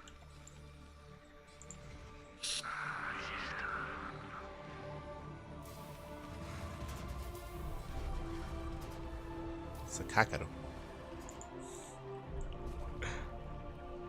And from here, we're joining, we're saturating. At 3-point, he's expanding towards the south side, taking some of these other corner bases, maintaining his economy.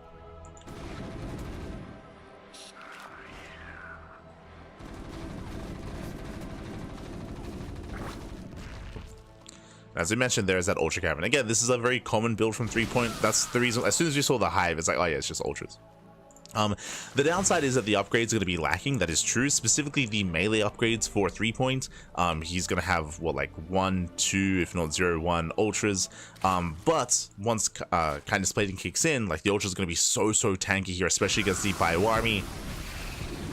BratOK breaking out. Can he try to break 3-point before the Ultras come into play? There's a window. There's a timing. One tank goes down. BratOK trying to push his way in. Oh, the tanks are stacked. And here come the Wiles. Massive tank shots going up. 1, 2 tanks going to be going down. Not enough Marines. Not enough Bio here. Not enough support. And the last 3-point, he breaks through. Takes down how many? Takes down 5 tanks. And BratOK, he's running out of steam. He's running out of steam here. Ultra production has begun.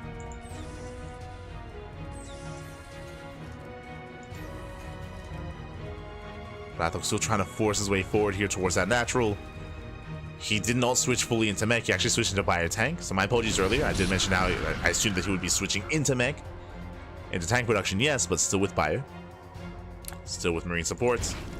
Things that do threaten the natural. Ultras are amassing. 5 ultras on the way with kindness plating. Now 3 point, he still has to buy time for his upgrades. Like, the upgrades are still a ways off. We don't want to attack before kindness. BratOK trying to force his way into this head natural. I mean, his tank line is looking solid here. He's got, what, 9 tanks? Pushing onto creep.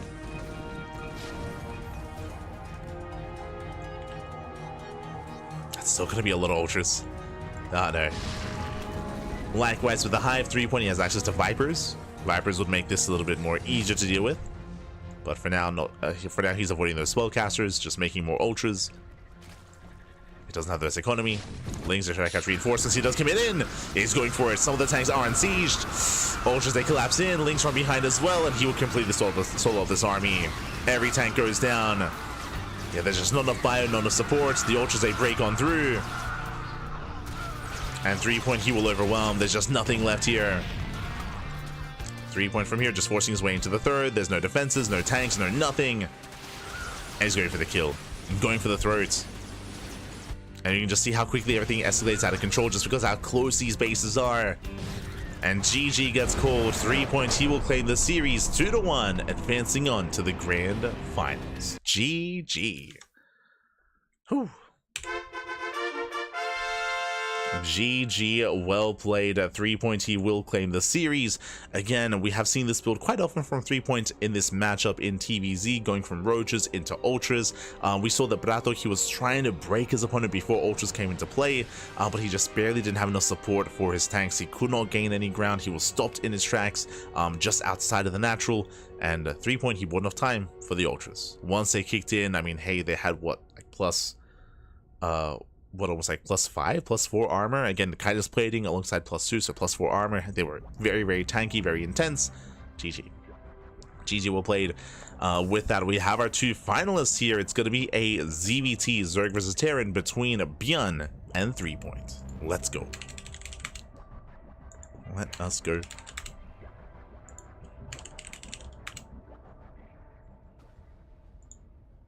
So we are setting up and getting our matches ready.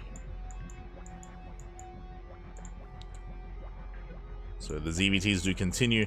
Now, something that was mentioned previously in the chat, someone did bring it up, so I may as well talk about the format itself. The way that this tournament works, as opposed to StarCraft Evolution is loser's pick. Loser's pick, so technically, you could see the same player playing the same race multiple times in a series, back to back to back. You know, it could just be SC2 versus Brood War, and it could stay that way for the entire series in StarCraft Evolution tournaments. Sorry, I should say StarCraft Evolution League tournaments. In KungFu Cup, it's a little bit different. In KungFu Cup, they force players to alternate after the first game. So first game is SC2 and Brood War. Game 2 is Brood War SC2. So they do force that alternation.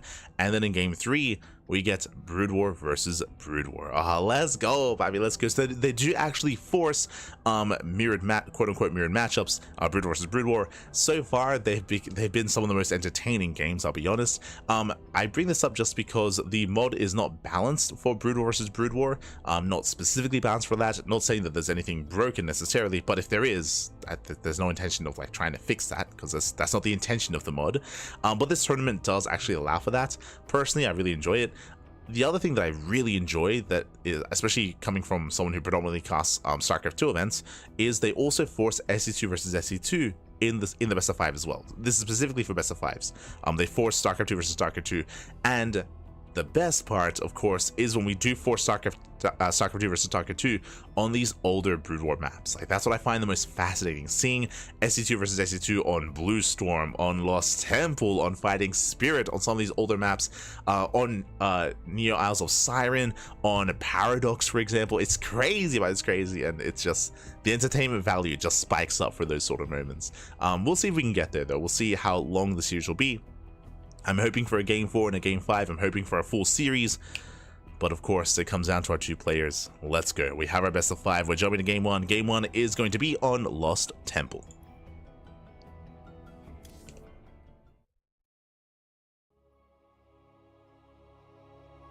Here we go. Last game was BratOK versus BratOK. No. The last game, 3-Point was playing SC2 Zerg. But here we go, spawning in the God, it's happening again. Look at this. Someone in the chat earlier was so last time we were on Lost Temple, we had close spawns top right between ByuN and Mixu, and the main bases were in the same screen, but bottom left spawns, the bases themselves, the hatcheries and the CC are on the same screen, Pappy. This is crazy. God damn it.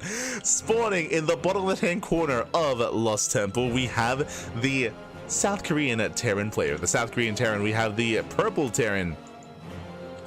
As I try to fix up the player names, yeah, the purple Terran representing Shopify Rebellion. It is ByuN. And spawning right next to him, we have his opponent. We have the Brood War Zerg player. He scouts. I believe he knows. Yeah, he scouts. He does find the racks, by the way. The Brood War Zerg player for Team Hyper 1. It is 3-Point. Third game in a best of 5. I should emphasize best of 5. Best for a best of 5, not for a best of 3s.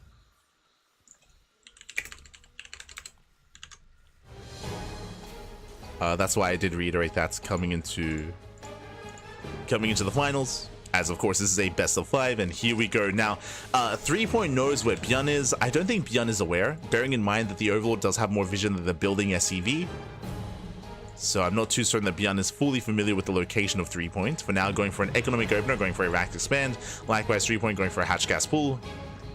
Standard openers all around. 3-Point is aware of the location of ByuN. ByuN, we'll see if he's aware as he has his first Reaper. Yep, yeah, he knows. Rallied right into the base here of 3-Point. This Reaper hits so fast.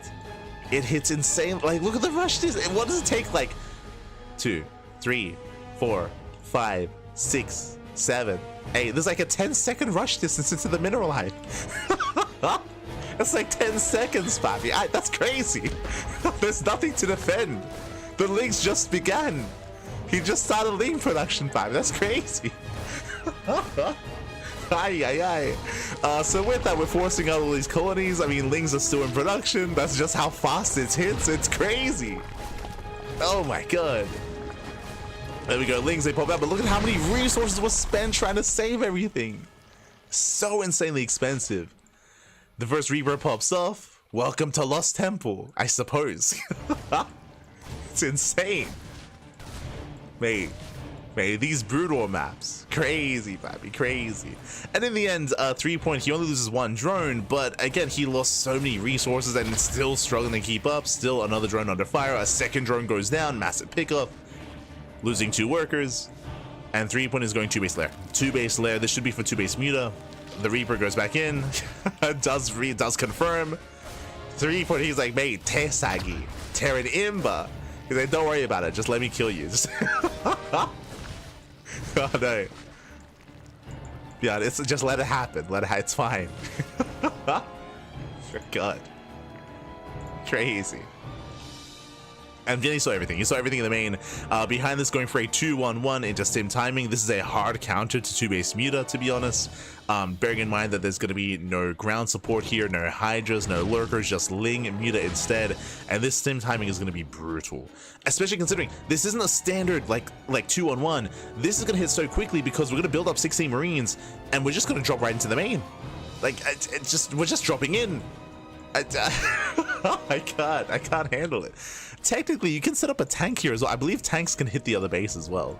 Not too far in, of course, but Jesus. Duh. As the Spire is on the way, we have +1 melee to help support, to help out those Lings. Stim is almost done. Bear that in mind. Stim is almost complete. And that's a lot of Marines. That's going to be 13. Again, we're building up to 16 Marines. Looks like ByuN, he's being nice. He's going the long way around. Again, he could just drop right into the main base, like in any one of these areas. I mean, dropping onto creep will be difficult, of course. ByuN getting in position, he can drop in here in the corner of the main. Here come the Medivacs. And here comes ByuN, here comes Stim. Actually rotates over towards the natural instead. There's a higher chance that there would be a sunken colony. There isn't. There's no colony, there's no stack defense, and I think this just ends the game, to be honest. It's just... I think it's just over. ByuN Stim's in. A nice position here next to the gas geysers. He will clean up all these Lings. Nice control. GG gets called, and ByuN will take game number 1. Whew. GG. GG. Well played. Wait. Mate, Lost Temple is crazy. As we mentioned previously, again, I do recommend if you're just now tuning in, if you missed out on the previous matches, we already casted a game on Lost Temple, which was also close by air, close by ground, just close spawns. I can see a world where Lost Temple is a little bit more viable as a map if they disabled close spawns. But in a world where close spawns are possible, that's insane. Again, it was like around 10 seconds for the Reaper to get into the mineral line. That was crazy. It's crazy. Let's go. Oh my god. Regardless, GG well played. ByuN does take a lead, and now we're jumping into game number 2. We're going to be jumping into Abyssal Reef. Let's go. Just catching up in the chat.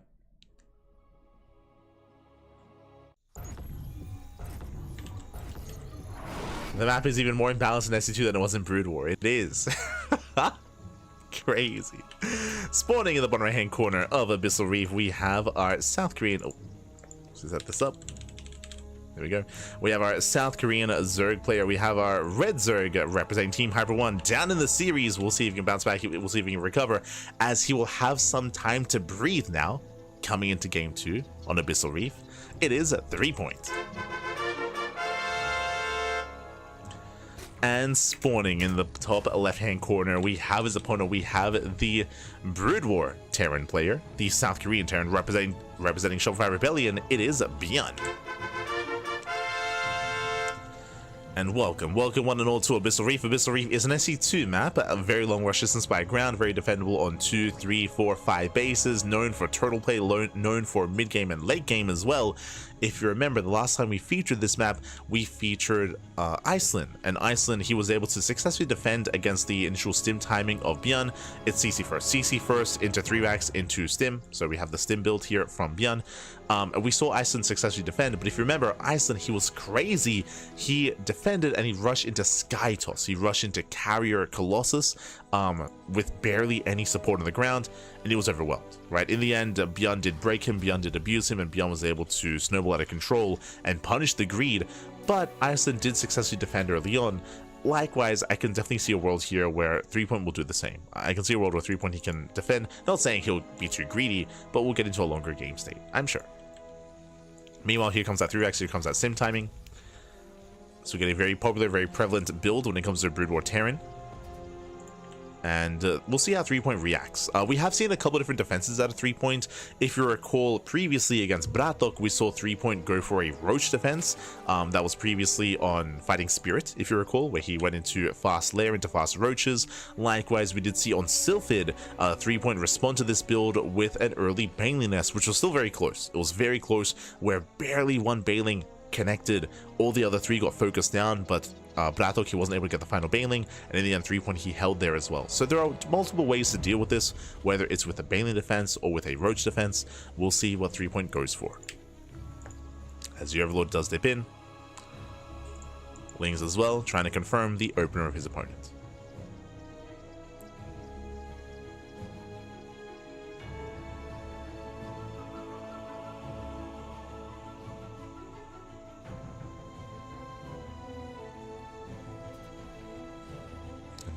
go.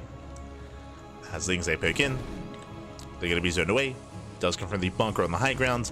Even though 3 he hasn't seen the main base, again, ByuN, he almost exclusively does this build when he plays Brood or Terran, so he can assume what's going on. For now, we do see the pulls back into gas, getting to link speed. Third hatchery is on the way for 3 droning, saturating, and he's going for the bailing defense, not for the roaches. So this is a little bit greedier. This is also, I would say, a little bit tighter as well. We did mention how BratOK barely didn't focus down every bailing. ByuN, known for his control, known for his micro, there's a higher chance that he will focus down the bailing. So this is going to be a very, very tense moment and tense defense for 3. We'll see if we can pull this off. See if he can pull this off. As the fire bats are on the way. ByuN, he will soon commit. Just building up his bio, building up his forces.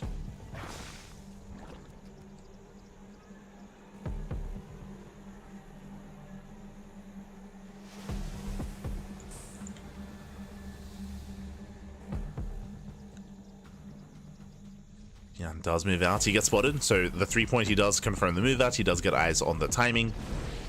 Behind this, we can see he's massing up lings, bringing all of his queens together.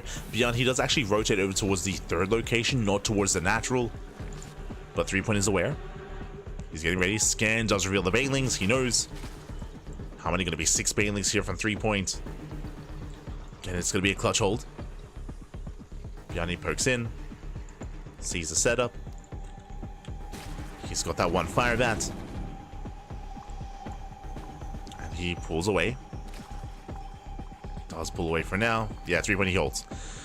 Whew, 3 he does hold, he does defend, and ByuN, he is mature enough to spot this and to back off, to retreat. Remember, he already scanned the natural, now he scans the main. He sees no lair. No lair, no muta play yet, but there we go. Lair is now on the way. ByuN gets the hell out of here. We can see 3 trying to hunt down the army, and barely does miss. Oh, does spot him. Does spot ByuN. ByuN, he has to stand and fight. Stimming away. Does sit by. Whew, and ByuN escapes. ByuN does escape. Behind this, it is going to be roach play out of 3 Now, we didn't mention how 3 is very fond of going from roaches into fast hive, into roach ultra. We saw this earlier in the previous series against BratOK. I'm leaning towards that here as well. For now, though, massing up his roaches. Likewise, siege mode is on the way. ByuN, he is going into bio tank. Continuing marine production. Getting into the mid game. Here we go.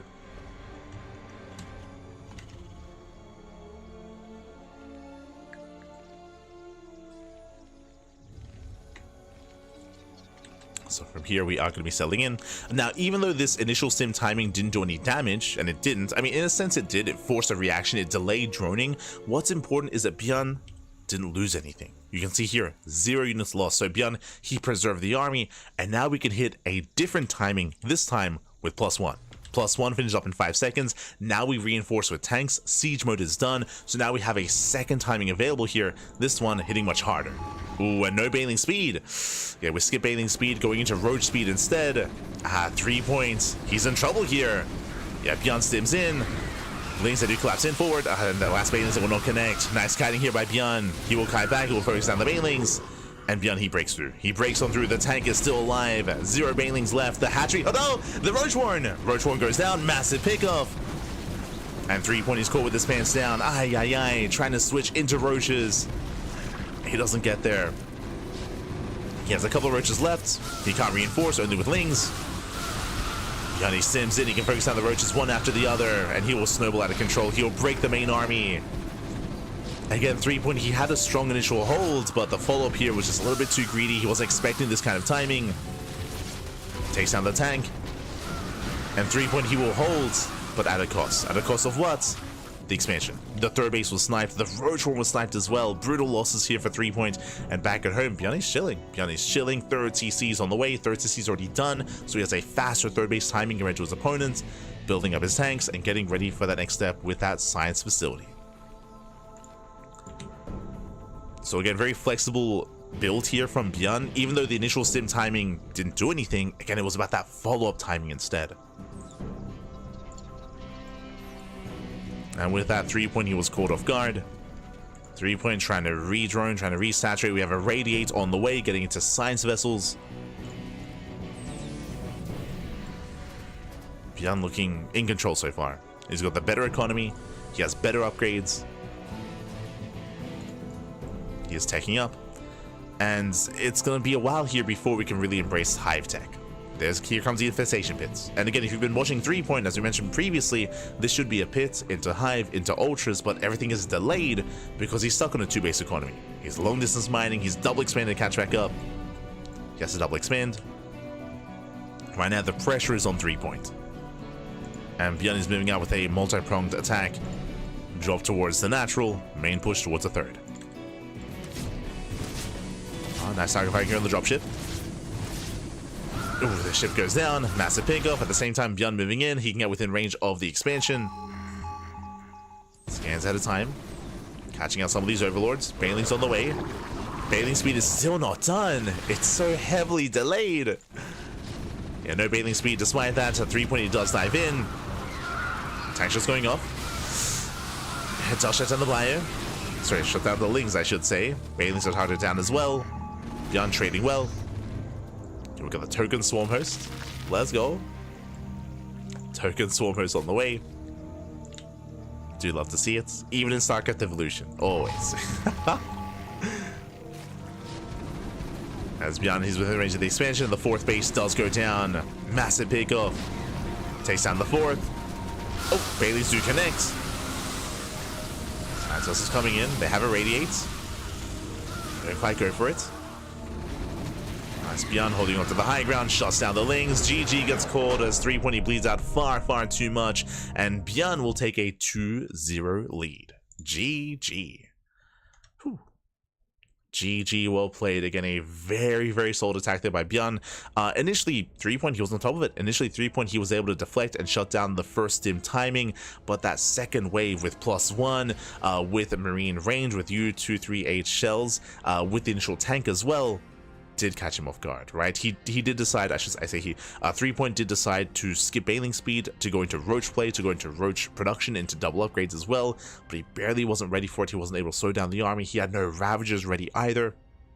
He was caught off guard by the push, and he lost everything. It was also very brutal to see that the Roach Warren was sniped as well. The Roach Warren was at the 3rd location, was exposed, upgrades were denied. GG. GG, well played. Just a very strong follow-up there from ByuN. And with that, ByuN is 1 game away from claiming the series, and I'm hoping we can embrace a longer series here. I'm hoping for a game 4, a game 5. I want it back and forth, but the pressure is on. But now we get to embrace something that I mentioned earlier here. I mentioned at the start of the series how KungFu Cup, they feature a unique format. Game 1, SC2 versus Brood War. Game 2, Brood War versus SC2. And in best of 5s, Game 3 is Brood War versus Brood War. Let's go. We're jumping into a quote-unquote mirror matchup for the first time in this broadcast. Vámonos, papi, vámonos. And spawning in the top right-hand corner of Fighting Spirit, we have the Brood War Terran player. We have the... Oh, God, they changed colors. God damn. We have the Brood War Terran player. We have the South Korean Terran, representing Shopify Rebellion, leading the series 2-0, 1 game away from winning it all, from becoming our champion, the KFC champion. It is ByuN. And spawning in the bottom right-hand corner, we have the Brood War Zerg player going for a 12 pull. He's crazy. Going for the 12 pull, we have the Brood War Zerg player, the Blue Zerg from South Korea, representing Team Hyper 1. It is a 3-point. Here we go. So Brood War versus Brood War. Now bear this in mind, this is a 4-player spawn map, so the drone scout makes sense. We have the Overlord scouting horizontally towards the bottom left, and we have the drone scout towards top right. Bearing in mind, because of the initial 12 pool, he needs to know where his opponent is to try to catch him off guard and try to catch ByuN being greedy, as that is going to be a CC first. CC first out of ByuN, delayed racks, drone dips in, and 3-point will confirm. And we'll see what he can get done.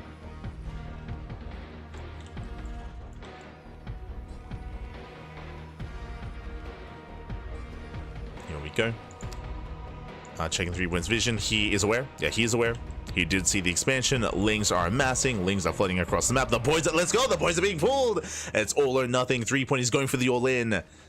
The boys are being pulled. There is nothing left back at home. It's all or nothing here. Remember, ByuN CC first means no Marines. 0 army units right now. Only SCVs. Raxes are on the way, but this might just finish too late here. 3point with the gamble, with the gamba, papi, with the gamba. Let's go. And I mean, aside from some crazy worker micro here, I believe 3point he should be able to break through. He should be able to break ByuN. ByuN has to buy time for that Marine, and even then, the Marine on its own it's not going to be ideal. 3point, he ignores the base, he ignores the CC, goes straight for the main, goes straight for the production. There's a cancel. Getting into all those building Raxes. 1 Marine is on the way. Nice worker drilling so far here by ByuN. He does get away. Does pull out, evacuates towards the natural. Oh my god, getting top of the Lings, not bad. 1 Ling goes down, Marine does pop out. Yeah, the Marine is protected. Very nice. The choke point is crazy. Oh my god, ByuN! He does have a brutal choke point. The second Marine is on the way, and ByuN, he is trying to clean this up here. The SCV's a whole position micro. Second Marine has arrived. And now with 2 Marines, he doesn't. ByuN, he holds. Oh, I say that more Lings are flooding in though. More Lings are trickling in. 1 Marine goes down. There's 1 Marine left. Likewise, running out of SCVs. ByuN down to 8. The Marine! Oh no! He kites back! The Marine goes down, but now another Marine pops out just in time, and ByuN holds. ByuN, he holds. It was a clutch hold here. Again, very nice positioning here in between the Gas Geyser and the Rex. It was insane positioning. And GG gets called. He's like, mate, you're crazy. How'd you do that? With a CC first build, Bobby. You're insane. ByuN's like, yes, I am insane. Ay. More Lings are trickling in, but ByuN has an economy. GG gets called, and ByuN, he will hold, he will defend, he will take the series 3-0. GG. GG, well played. Honestly, this position here, like ByuN making use of this area between the racks and the Gas Geyser, he was so quick to stack his workers, to pull away, and specifically to rally his Marine to the other side, to the southern side. The SCVs were here to buffer. Just a really nice choke point, really good positioning here. If it wasn't for this SimCity, for this setup, I imagine he would have been surrounded. So just a really nice crisis management, I should say, from ByuN. And with that, he holds, he defends. GG. GG. That was crazy. And congratulations, ByuN. He will claim the series. He will take down 3.3-0. No game 4, no game 5. I was looking forward to maybe seeing StarCraft 2 versus StarCraft 2 on a Brood War map, but not this time, not this week. GG.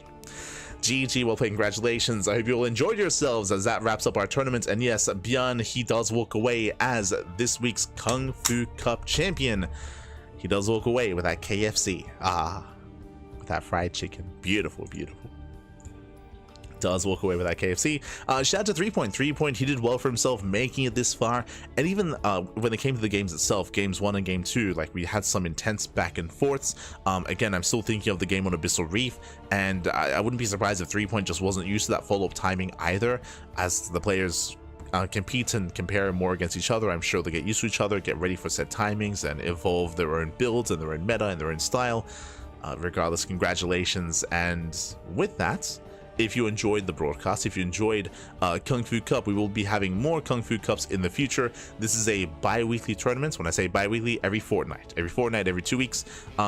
I say that every fortnight is StarCraft Evolution, as they alternate between StarCraft Evolution and Warcraft 3 Evolution. Warcraft Evolution is another mod similar to this, where the Warcraft 3 races are also introduced into StarCraft.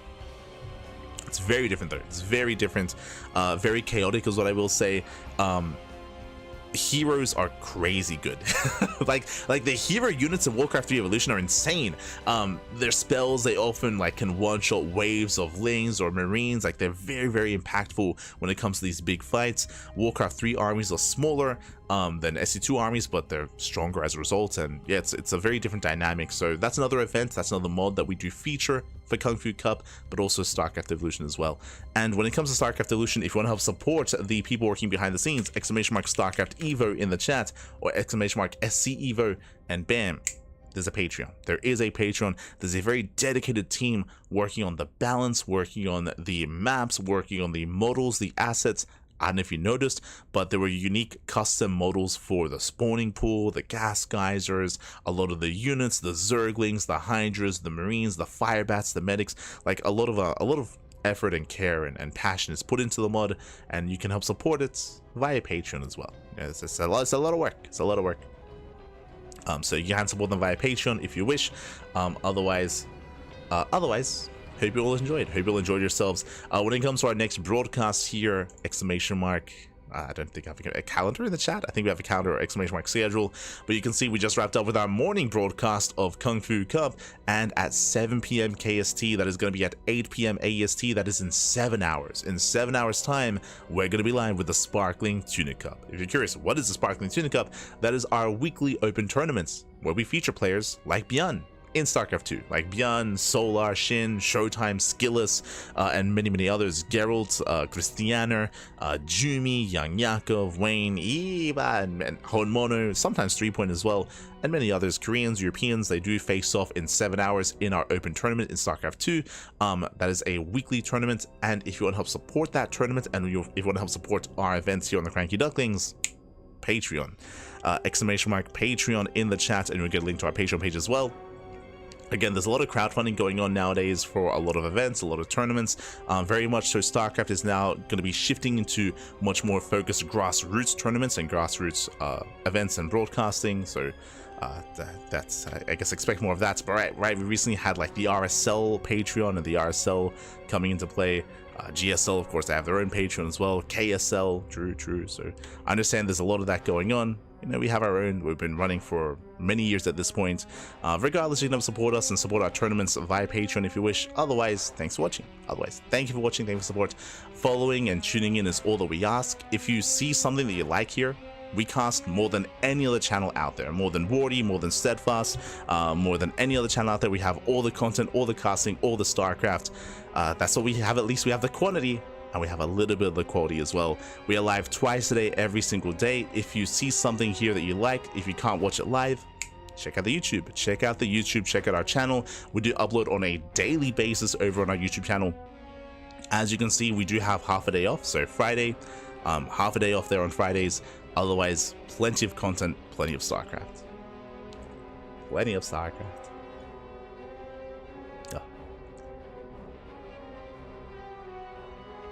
Just catching up with the chats.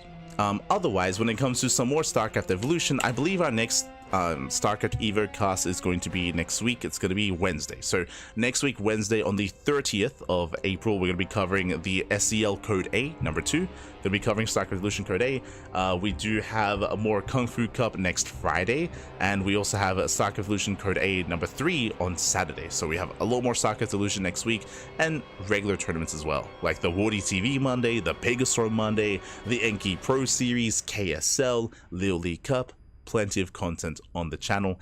The other big event that we're going to be covering tonight after Sparkling Tuna Cup is the Euthermal 2v2 circuit.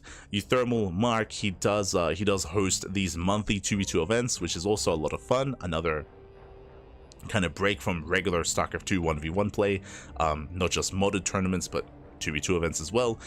And we won't be casting it on the channel. Euthermal casts it. He does cover it on his own channel. I think Steadfast also casts in English as well. We admin it. We do admin it behind the scenes. We do put in a lot of work behind the scenes to make sure everything runs as smoothly as possible. So that is what we're going to be doing after STC. Just as a heads up. So if you want to take part in the 2v2 tournament, then check out the Euthermal circuit. It's a lot of fun. It is a blast. It is building up towards an annual kind of finals. So be sure to take part in that. Otherwise, thanks for watching. Thanks for the support. I believe we are wrapping up. I believe we are going to be wrapping up for the time being.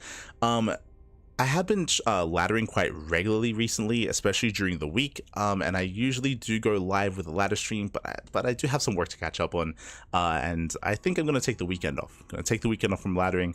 I say that just because I often don't. It's been a long time since I've laddered regularly. We've been peaking, we've been doing well, and I bring this up just because shout out to Rotterdam. Rotterdam, he did invite us to compete in a Basilisk Big Brain Bout show match, so I'm trying to be in form for the show match. I'm trying to be in form for the Big Brain Bouts.